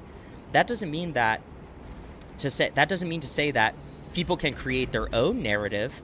Like, for instance, we know, like, for the narrative for 11th edition Warhammer 40k tabletop, chapters that are on Armageddon are the Ultramarines, the Blood Angels, the Black Templars, the Space Wolves, stuff like that. But if someone wanted to be like, oh, well, the Exorcist showed up too. Oh, word, yeah, that works. Like, you could do that. But it technically is not within the lore, right? Like, it's technically not within the lore. So, like, if people were playing matches at their local hobby shop, and they were like, all right, we're playing Armageddon, I'm playing the Exorcist, like, they're on Armageddon. It's like, you wouldn't be able to find any lore to back up the fact that the Exorcists were on Armageddon. And this is just, I'm just saying that as a hypothetical. I don't actually know, like, if in the actual lore book for Armageddon, the Exorcists are there. But you kind of get what I'm saying. Maybe we'll get contextual voice lines in SM3. Maybe. I think if they wanted to do operations in a way that made it more encompassing, and they could add full-blown voice lines for every single type of chapter, they should do the campaign as Second Company Ultramarines, and then they should do the operations as Death Watch. Okay? Or they should do them as more generic, if that makes sense. I have high hopes for SM3. Yes, brother. I think we all have high hopes for SM3. I think SM3, I think there's so much hype and buildup for SM3. If it does not meet the expectations of the community, it could potentially ruin the Space Marine series. Like, it could leave a very negative stain on the Space Marine series. Like, Saber has a massive task in front of them to make Space Marine 3 meet and exceed the expectations of the community, because it would be like, I'll give you a good example. It would be like Gears of War Judgment, bro. Or like Dawn of War 3. Okay? People really dislike those games. Like, very much dislike those games. Because they just don't meet the expectations. The creative or the company that was tasked with creating those games tried to be so overly creative to the point where it didn't meet the expectations of the community, of how the community wants to play. And at the end of the day, with games, you have to listen to the community. If they don't listen to the community and, you know, really assess the feedback, and they try and take it down their own path and try to do, you know, the most creative things because they want to be the next creative company, the next big creative company, it's going to make the game bad. Which is unfortunate to say, but it's true. And that's why I think, and I might make a video on this. I've been sort of talking about it a good bit in my streams, but there's a thing with this game where I think Saber is trying to be a little bit too creative to the point where they're taking time away from game modes that need serious help. Like Siege mode right now. Like, the current Siege mode in this game needs a ton of help. But they're trying to be so creative and implement so many things because they want to allow their game developers to pursue their creative passion or idea, right? Then now they're adding a Chaos Siege mode, right? Like me personally, I don't give a fuck about Chaos Siege mode. I want to play as my Space Marines, right? And with the current state that the standard Siege mode is in, if Chaos Siege mode is anything like the standard Siege mode, it's going to be a flop. No one's going to play that game mode. Sort of like the PvP. Like, no one wanted to play no one really wants to play PvP. They kind of have to now if they want to unlock all these cool cosmetics for PvE. But, like, I don't know who at Saber is, like, trying to be overly creative instead of just, like, addressing the problems that are already there. I think they'll keep the same recipe for SM3. They will do SM2, but way bigger. I do agree. Operations as Deathwatch would be awesome. It would also allow them to add a chaplain, for instance, without running into the issue of one chaplain per company like SM2. I do agree. I also think in SM3, because of the narrative in which they're taking SM3, which is Titus is the captain of the Ultramarine 2nd Company now, right? Now you have access to all of the command level classes. So, obviously, we have a Tech Marine, right? He's technically outside of the normal company structure for the actual Ultramarines chapter. But now you have access to having, like, a command squad around a captain, right? Like, you can have chaplains, you can have librarians, you can have apothecaries, like, that sort of stuff. Because it fits more with the narrative.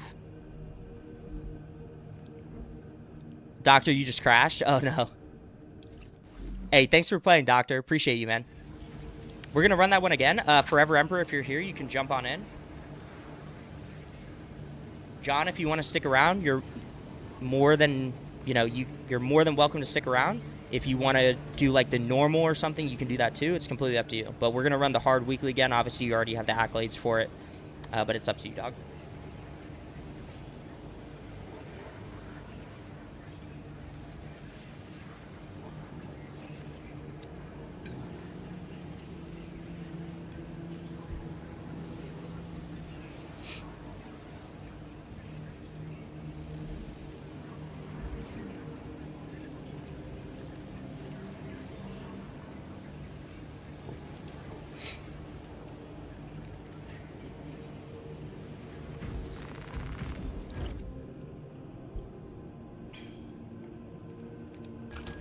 I'm gonna run my Space Wolf Priest.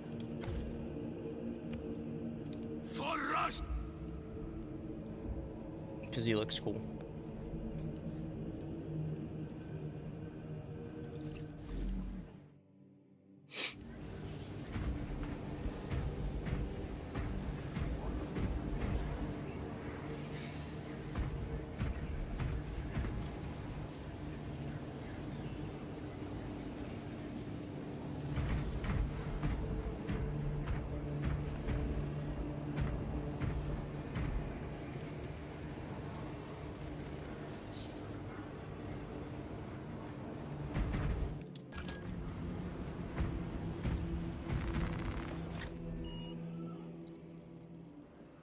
And it would be sick to navigate around a watch fortress like we do on the Battle Barge. I do agree. I think making the operations something more general, more broad, allows them way more creative freedom when it comes to cosmetics, when it comes to adding different chapters in. Because then you can, you can create all these sort of creative ideas because you don't have to stick to this one sort of narrow narrative of the Ultramarines. Are other chapters getting involved with the 500 Worlds thing, or is that just a Blueberry Boys only? So technically, from what I understand about the narrative of 500 Worlds, is Titus is the new 2nd Company Ultramarine captain, right? His title is he is the Warden of Ultramar. So the Warden of Ultramar is tasked with defending all of the worlds that are currently under the protection of the Ultramarines, right? But then also assisting the other companies who are tasked with actually retaking worlds that have been captured previously by, you know, aliens, by heretics, by whatever. So, for instance, like, I believe the first company of the Ultramarines is the specific company that is tasked with retaking all of these worlds. Like, they're the main company that is supposed to retake. Oh, you guys are going Deathwatch? I have to go Deathwatch now. Jeez. Quick switch up. Steal you. Hold up.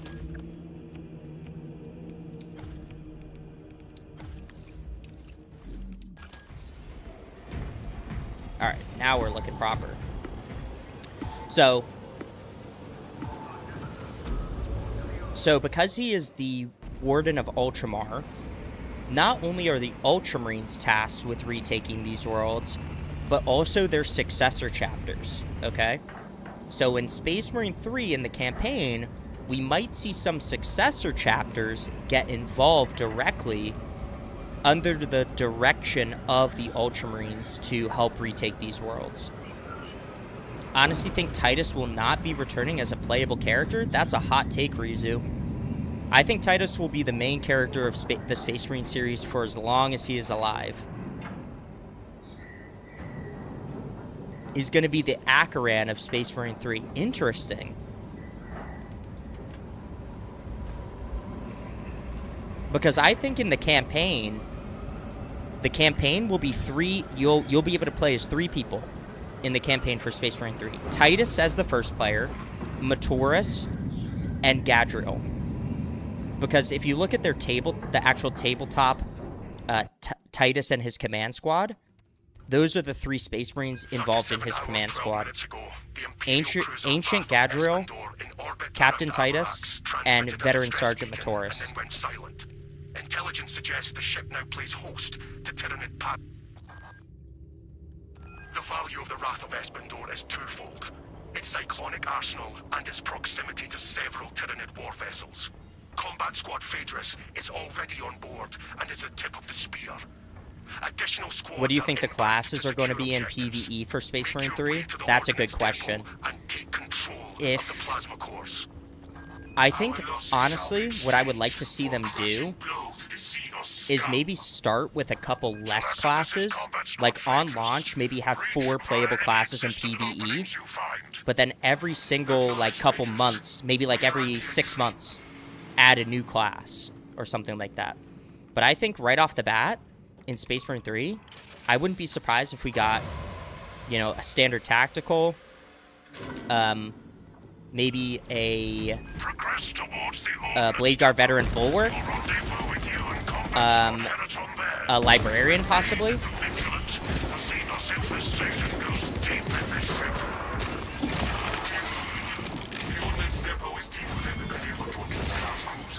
Hopefully a Psyker, yeah. If we don't get a Psyker right off the bat in Space Marine 3, I think he'll be the first added class. Like, say in Space Marine 3, they do the same thing that they did in Operations here. Like, they have the 6 playable classes, tactical through heavy, or tactical through Tech Marine, maybe 7, right? I think the first edition will be a Librarian, because I think it will bring so many players to the game. I think that is an easy addition for them to add, to bring new players into the game. It might even be a class off launch to create hype.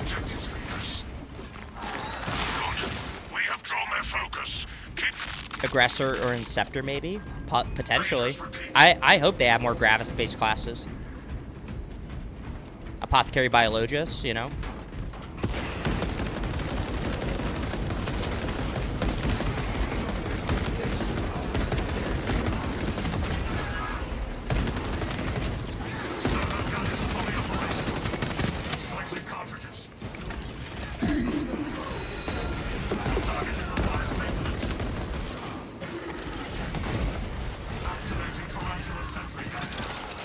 Tactical Bulwark Heavy will be there 100%. Yeah, I do agree. I honestly wouldn't be surprised if they add the same first 6 classes that this game started with in Space Marine 3. If they create operations in the same way that it mimics this game's operations, then those will be the first 6 classes. It's then like, well, if people like the Tech Marine and the next playable class so much, like, would they re-add them again? It could extend the lifespan of that game, you know, if they re-added them again and made them better than ever.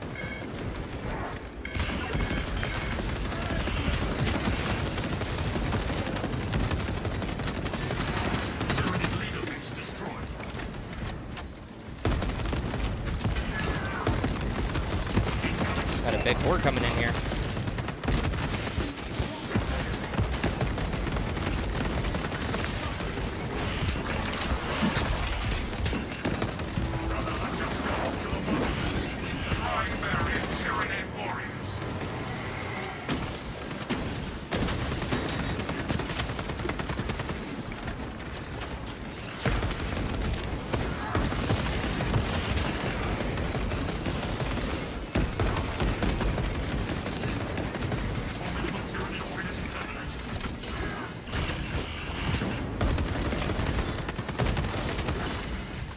Shipped down by Bramble.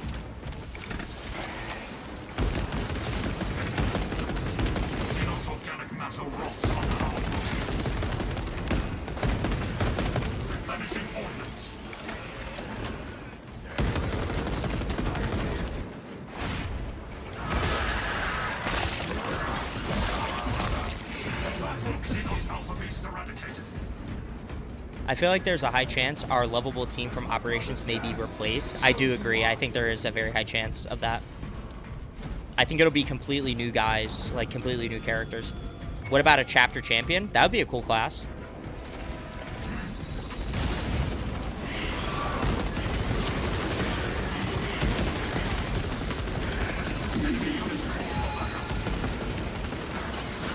I'm about to die.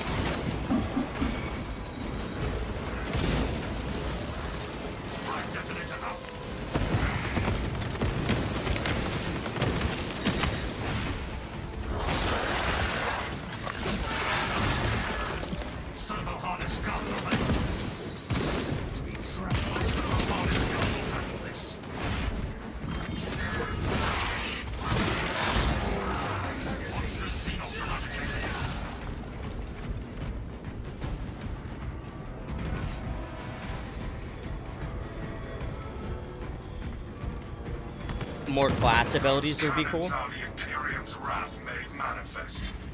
I agree. All this firepower.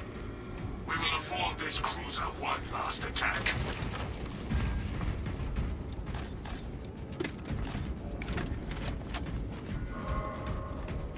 Gunstrike ready to deploy.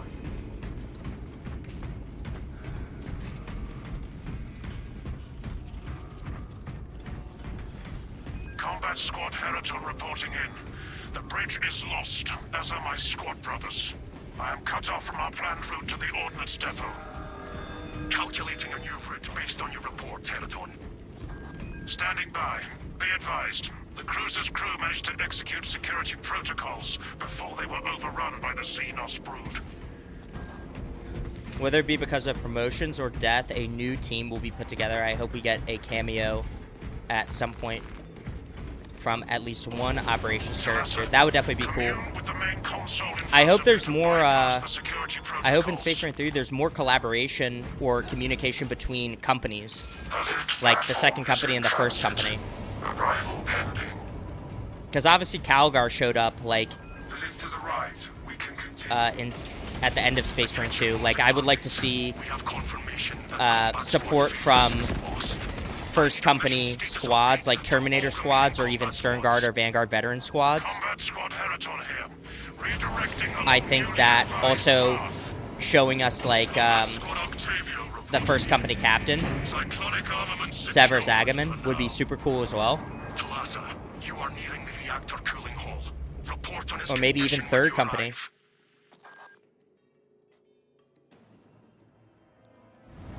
The cooling hole seethes with Xenos.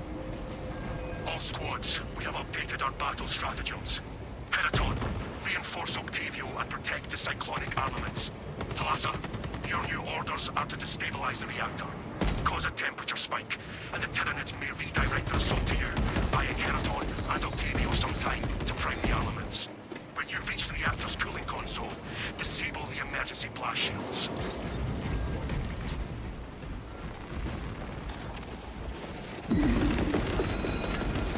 Xenos Alpha is eradicated.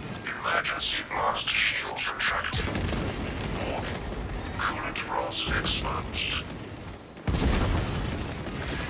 Talassa, I need you to disable the entire cooling array. Concentrate fire on the exposed cooling rods.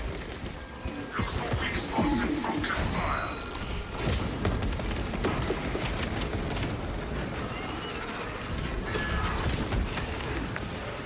Server gun is fully operational. Tyranid leader base destroyed. I am in recovery proximity run. The enemy was summoning reinforcements. Alright, let me cook chat.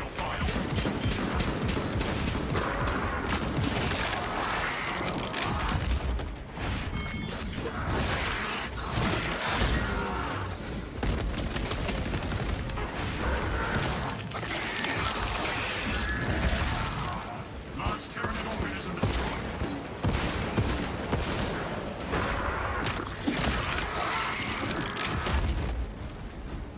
Inserting fresh magazines. Nothing that cannot be repaired. You may yet become more steel than I.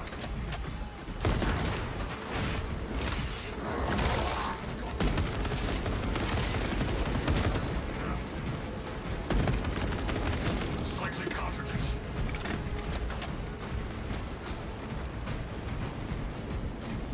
How much longer will I be streaming for? Not too much longer, guys, honestly. Tonight is just going to be a short stream. Longer stream on Saturday. Keep firing until you break through the biomass. So not too much longer, probably. Maybe this run and then one after that, and that's it for tonight. Server harness gun related.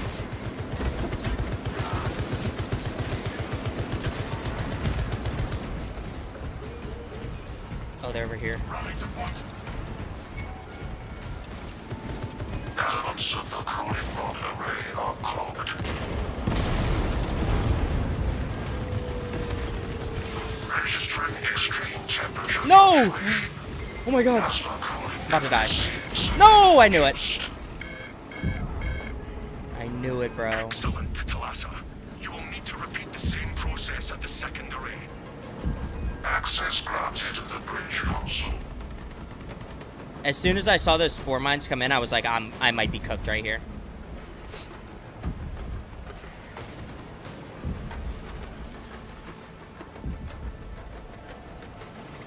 Doctor, you're gonna come back in a little bit? Sounds good, brother. Look at the Ravener just guarding my body. That's kind of fucked.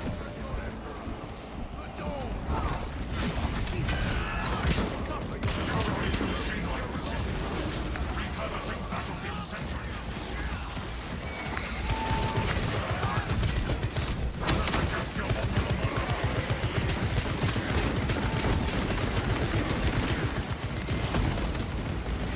Replenishing ordnance. Attention, small arms detected. Where is this Detected your biometric swipe, brother. viable? Formidable Tyranid organism terminated. Oh god. I love how he just puts the spore mines right next to me.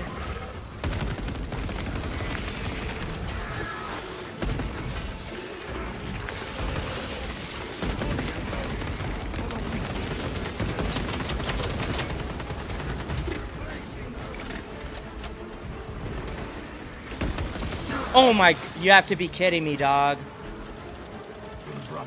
I know you guys just saw that. I was shooting a spore mine farther away, and he put a spore mine right in front of my gun barrel. That is crazy.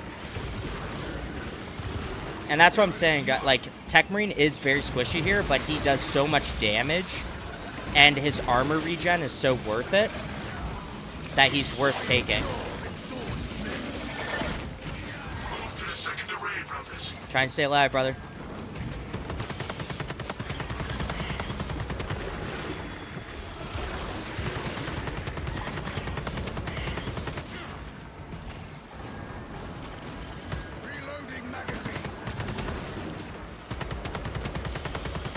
Yeah, those restorative sims don't work at all on this game mode, or on this mission specifically, because there's no contested health. So those kind of suck ass.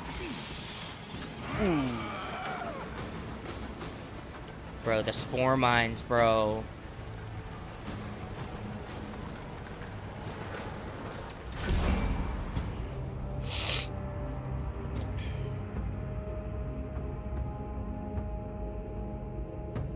The spore mines. They're so annoying.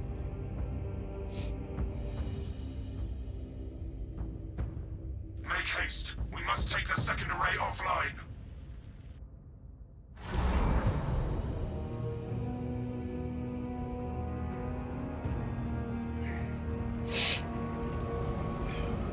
No worries, we're gonna run it again. We're gonna run it again, guys.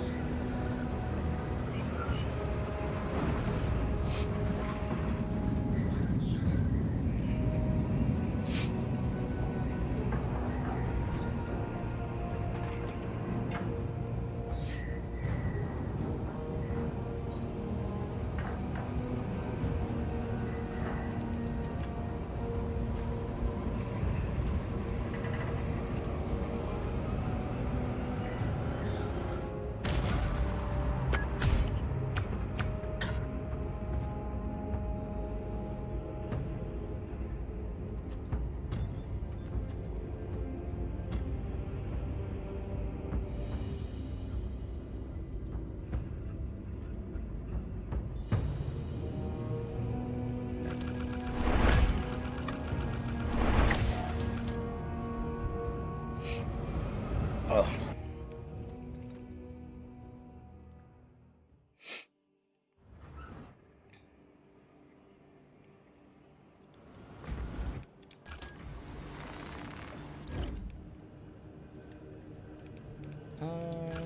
Do I want to take...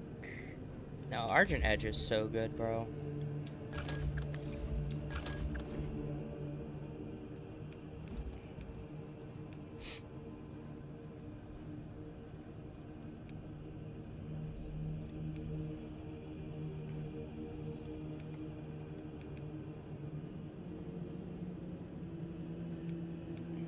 I don't even know if this perk really saves me that much.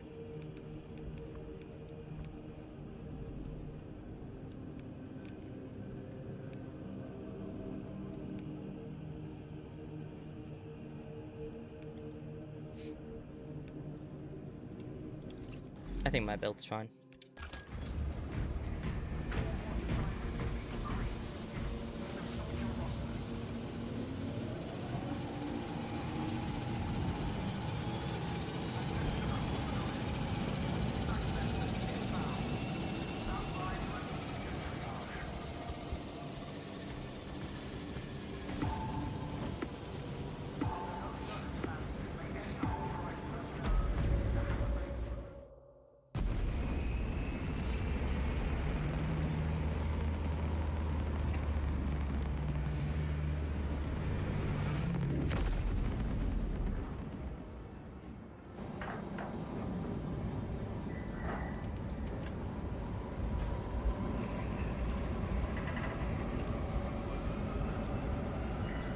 All right, lock in, chat.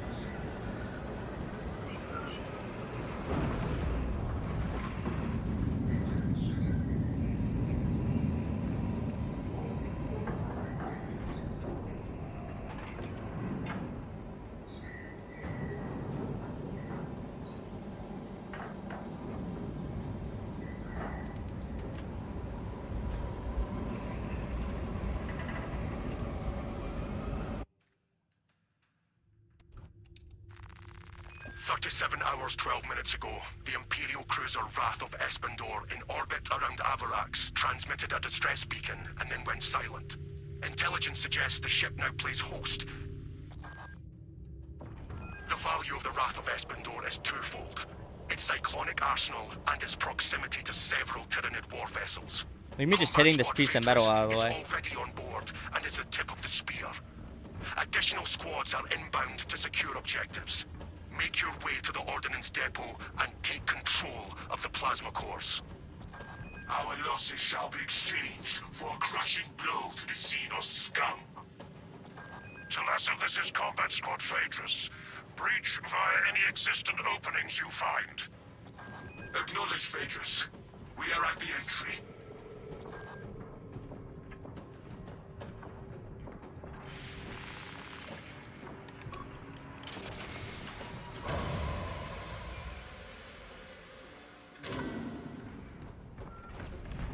Progress towards the Ordnance Depot. We will rendezvous with you and Combat Squad Heraton there. Remain vigilant. The Xenos infestation goes deep in this ship. Keep moving. The Ordnance Depot is deep within the belly of a Dauntless-class cruiser. Seems quiet so far, but that will change. Nothing is sacred to these parasites.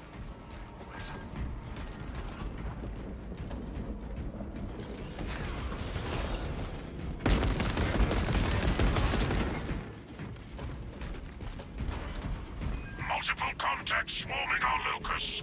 What is your status, Talassa? Blazing a trail through Xenos, Phaedrus. Good. We have drawn their focus. Keep... Phaedrus, try again.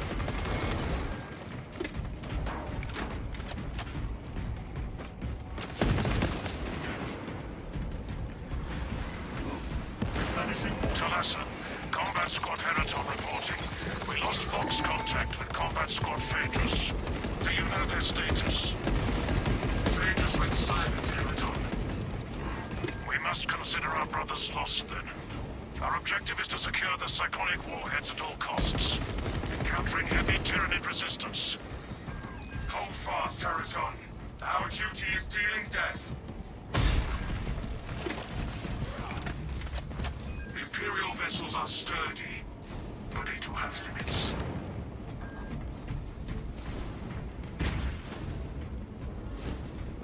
The ship will hold until we evacuate.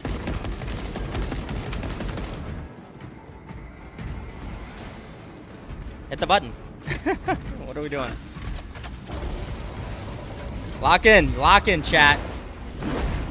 Prime variant Tyranid warriors.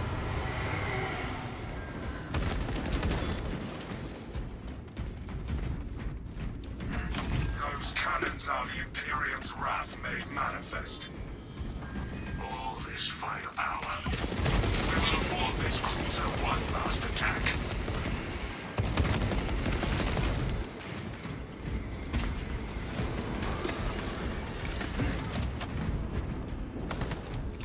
Frag grenade out.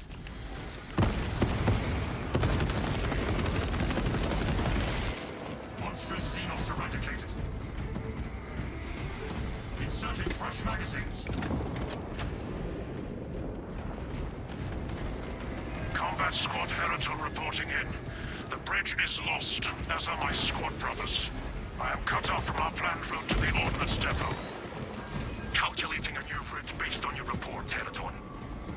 Standing by. Be advised. The cruiser's crew managed to execute security protocols before they were overrun by the Xenos brood.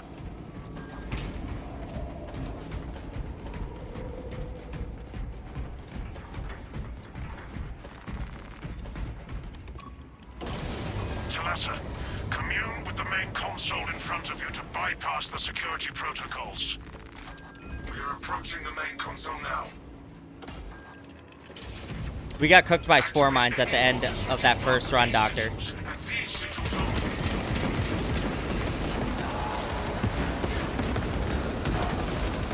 Love a Carnifex spawn. Oh, here we go. Xenos specimen in sight. Classification. Carnifex.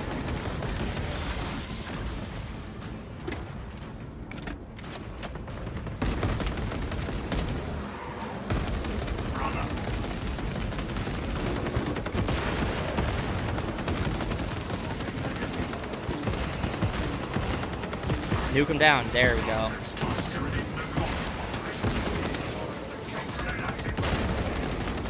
John, if you can go pick him up. Yep. Try and pick him up.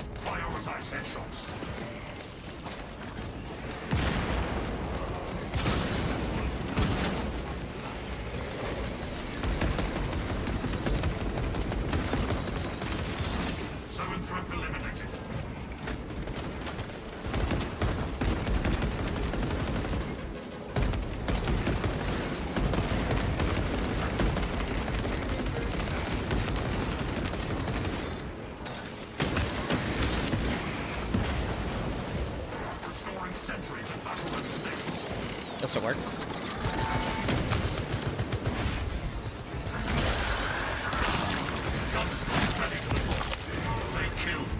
That sniper got you forever, Emperor. Damn. I shall repay his debt, brother. I swear it. Cycling cartridges. We gotta get matching symbols. I don't even know what the symbols are. HPB, HPB. Munitions replenished. Right here. Waste no time. Find the correct markings.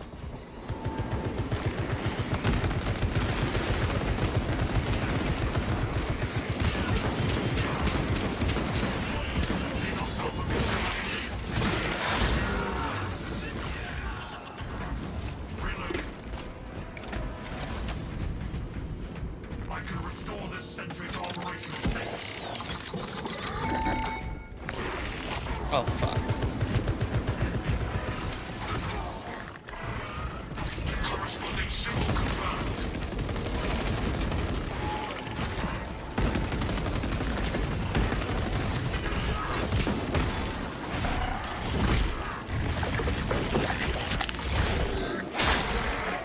Well, it looked like I just had a heart attack. Jeez.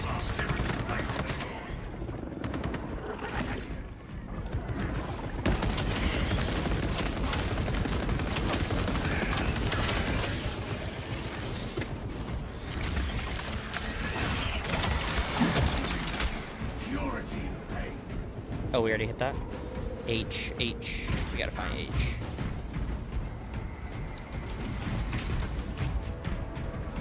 Not on this side. Servo harness gun available.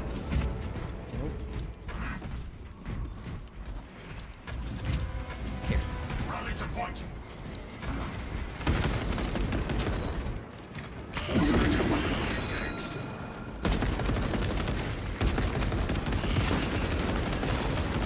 Large turret organism destroyed. Fire. Final purchase switch activated. The system is responding.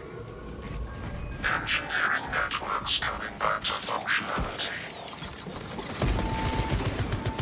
We need access to the plasma reactors. The lift platform is in transit. Arrival pending. Rally at the lift and proceed to the objective. Preparation. Attention boarding parties. We have confirmation that Combat Squad Fighters is lost. I need a mission status update from all remaining combat squads. Combat Squad Heraton here. Redirecting along newly advised path. Combat Squad Octavio reporting in. Cyclonic armament secured for now. The closing walls. You are nearing the reactor cooling hall. Report all squads. We have updated our battle stratagems. Heraton, reinforce Can't even do that. Octavio and protect the cyclonic armaments. Talassa, your new orders are to destabilize the reactor, cause a temperature spike, and the Tyranids may redirect their assault to you, buying Heraton and Octavio some time to prime the armaments. When you reach the reactor's cooling console, disable the emergency blast shields.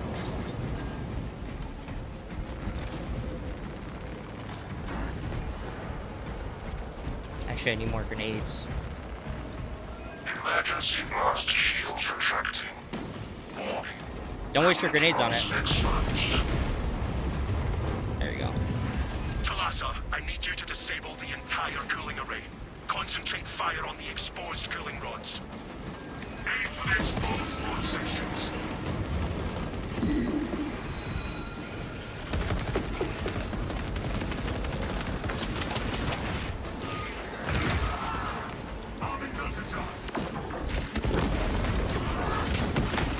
Identify blockages and remove Xenos organisms. Keep firing until you break through the biomass.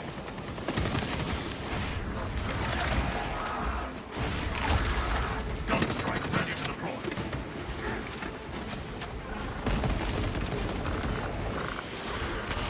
Elements of the cooling rod array are cloaked.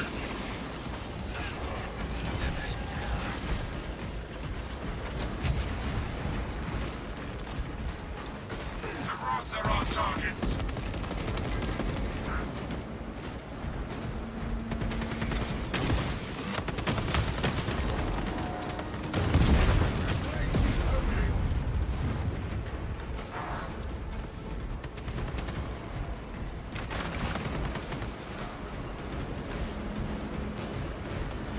Fresh ammunition acquired.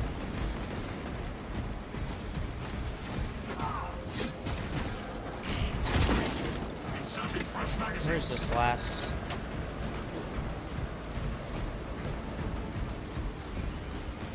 Servo harness gun available.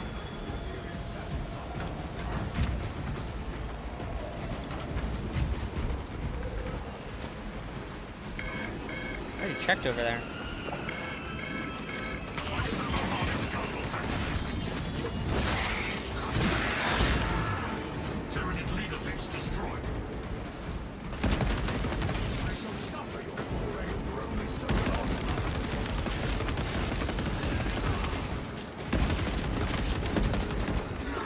I endure in dawn.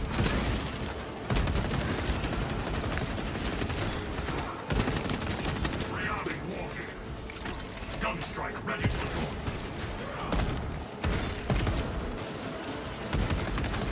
Servo gun strike in progress. Formidable Tyranid organism terminated.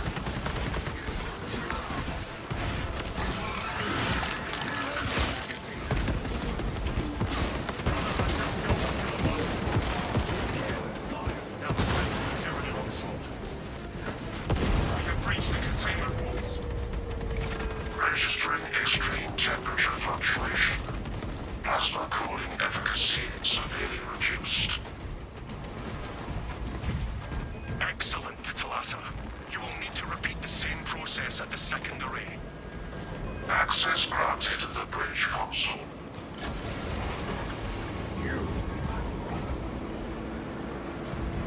Yeah, I got it. I got it. Servo gun is fully operational. Let the servo gun identify blockages and remove Xenos organisms.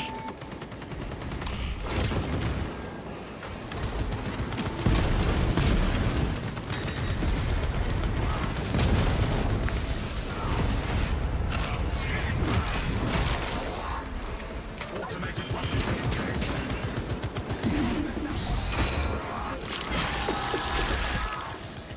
Ravenous status. D. Elements of the cooling rod array are destroyed. Temperatures at critical level. Plasma reactor shutting down to prevent Forever Emperor, you can take that. detonation. Take that relic. Do not let the reactors cool down. This cruiser will soon perform its final task. Proceed to the decks below and force the plasma reactors to overheat. The reactor is below us.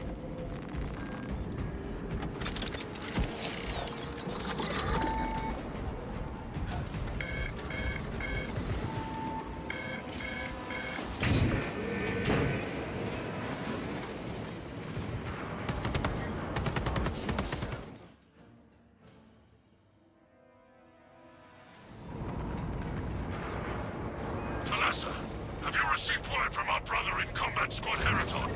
His approach vector should have taken him through the technical underbelly. I knew they were coming right around that corner, bro. I knew they were coming right around that corner, dog. How'd I know that, dog? Be advised, we remain under Take the execute, heavy take the Tyranid execute. assault. With the overheating reactor, the Tyranids will refocus their efforts. This is ill-advised, Talassa. If you do not break the reactor Target. to detonate, the cyclone Target the one that will be wasted. you can target. Combat Squad Octavio will redouble our efforts to draw the Tyranids away from your positioning.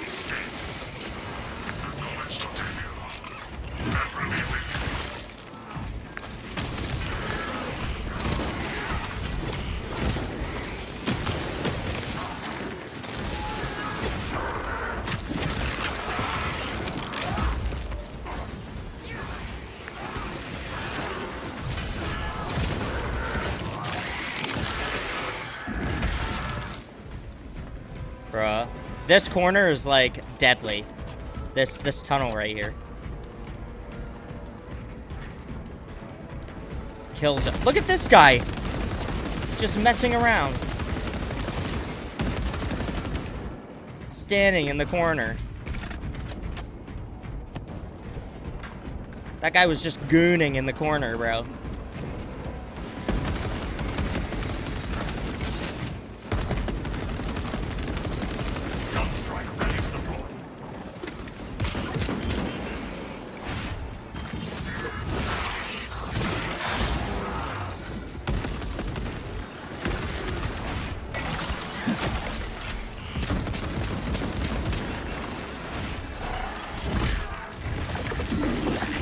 Get inside my bubble if you can.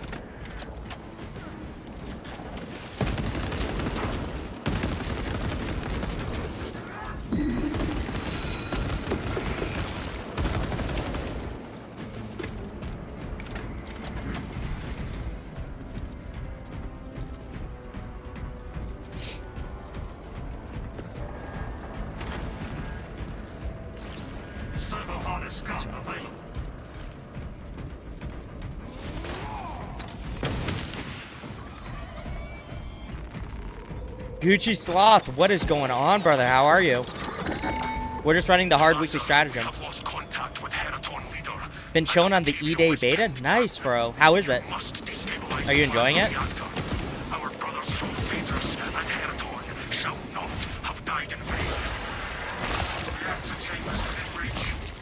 How do you even get access to, it's an open beta, right? How do you even get access? Is it just on, you just find it on, like, Xbox Store or something? It's fun, def some kinks. Pre-order beta. Ah, that's right. You have to pre-order. Well, that's nice that they gave everyone who pre-ordered a nice early access. Open beta next week? How do you get access to the open beta?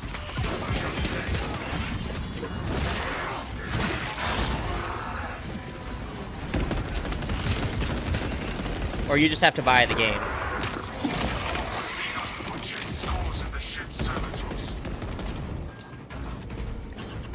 If you have Game Pass Ultimate, you have access now. Oh, interesting.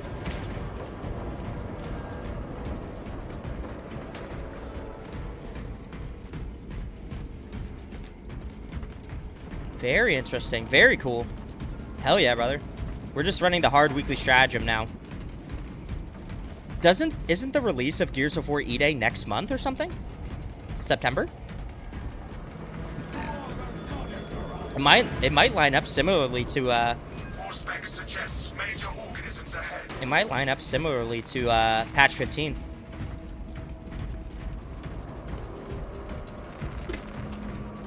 I am restored.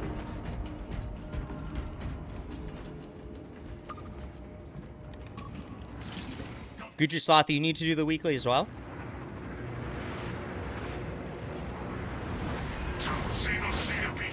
We could get you in after this.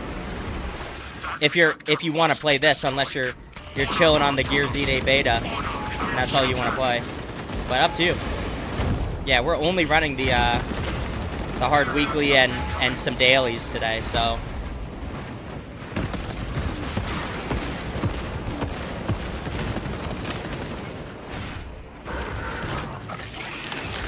Yeah, man, if you want to jump in with me after this match, you definitely can.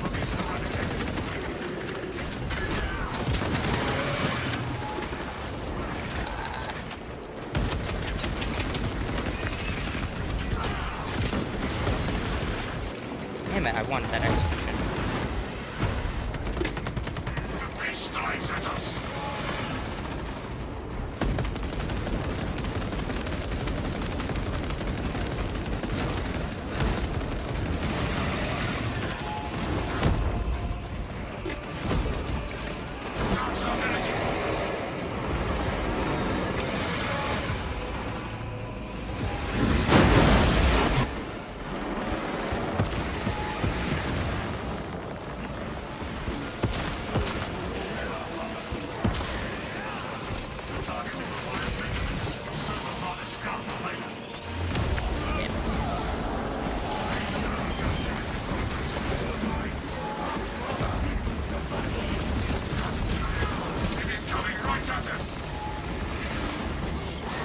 Hit.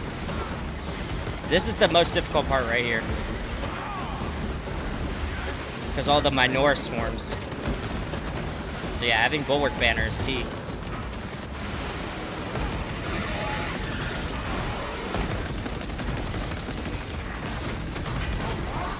Keeping armor up.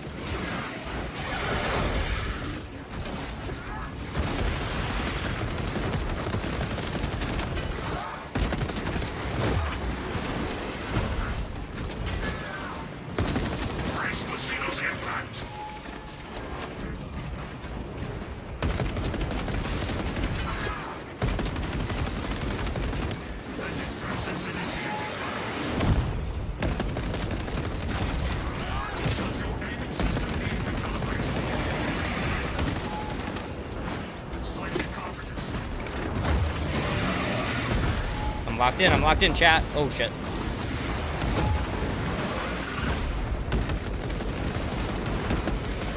I refuse to die to these Xenos filth. Come on.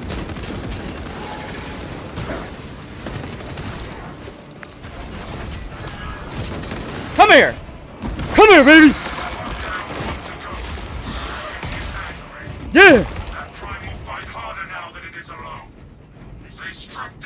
Gonna chill in the beta for now. Thank you for the offer, though. Hell yeah, brother. We're gonna run it again on Saturday, too, so you'll have another chance on Saturday if you want to run it with me. Waiting for a buddy to download it? Hell yeah, dog.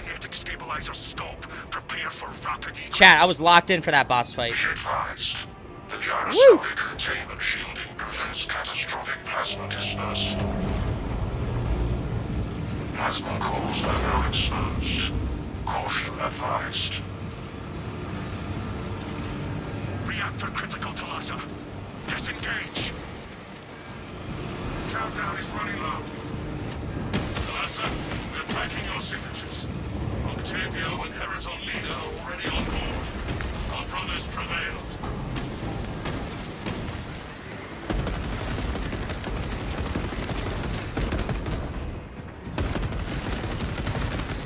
Follow the designated evacuation routes immediately.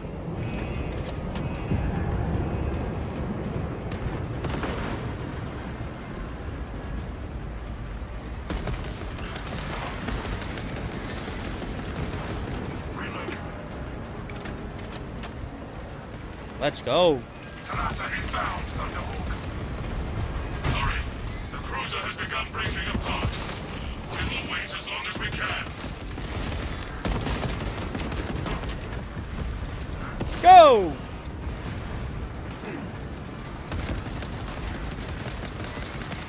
Warning. Catastrophic. Get us away. Sprint race for turbulence. Bang. This operation. Got it done. Chad, I had to lock in on that boss fight. Running low HP.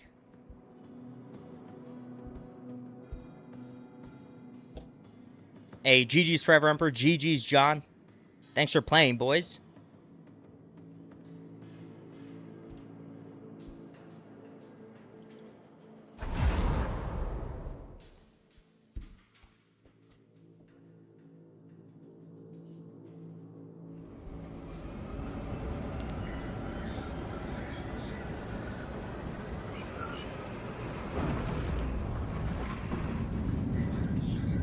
Yeah, this one is kind of a sweat.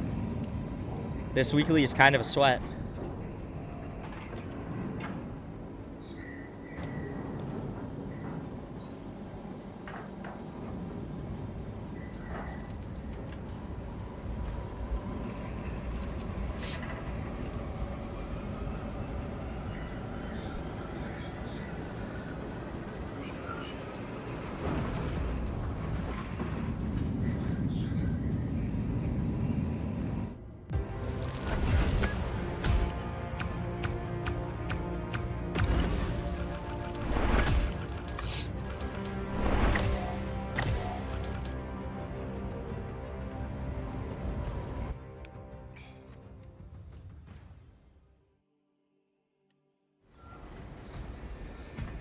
For the Emperor, for the Omnicide.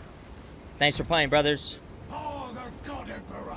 For the God Emperor! Appreciate you guys. Now for the Salamander Power Sword. Yes, sir. For the God Emperor! Plastic consumption is overwhelming the atmospheric scrubbers again.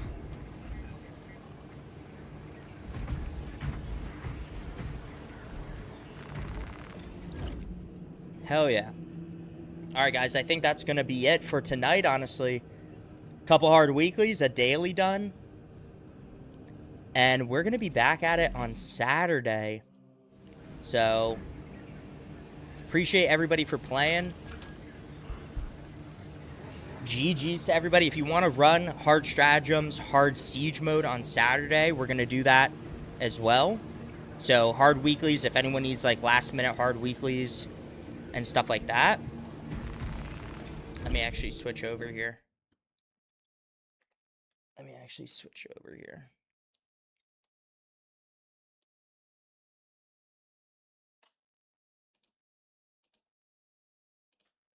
Okay. Yeah, that's going to be it for tonight. Thank you, everybody, for playing. Just a short stream tonight. Saturday, we're going to do hard siege mode runs, normal siege mode runs. Anyone who needs to wrap up the hard weekly to get accolades before next week's hard weekly, and hard stratagems. So, yeah. Thank you for everybody. Thank you to everybody who played. GG's. W stream.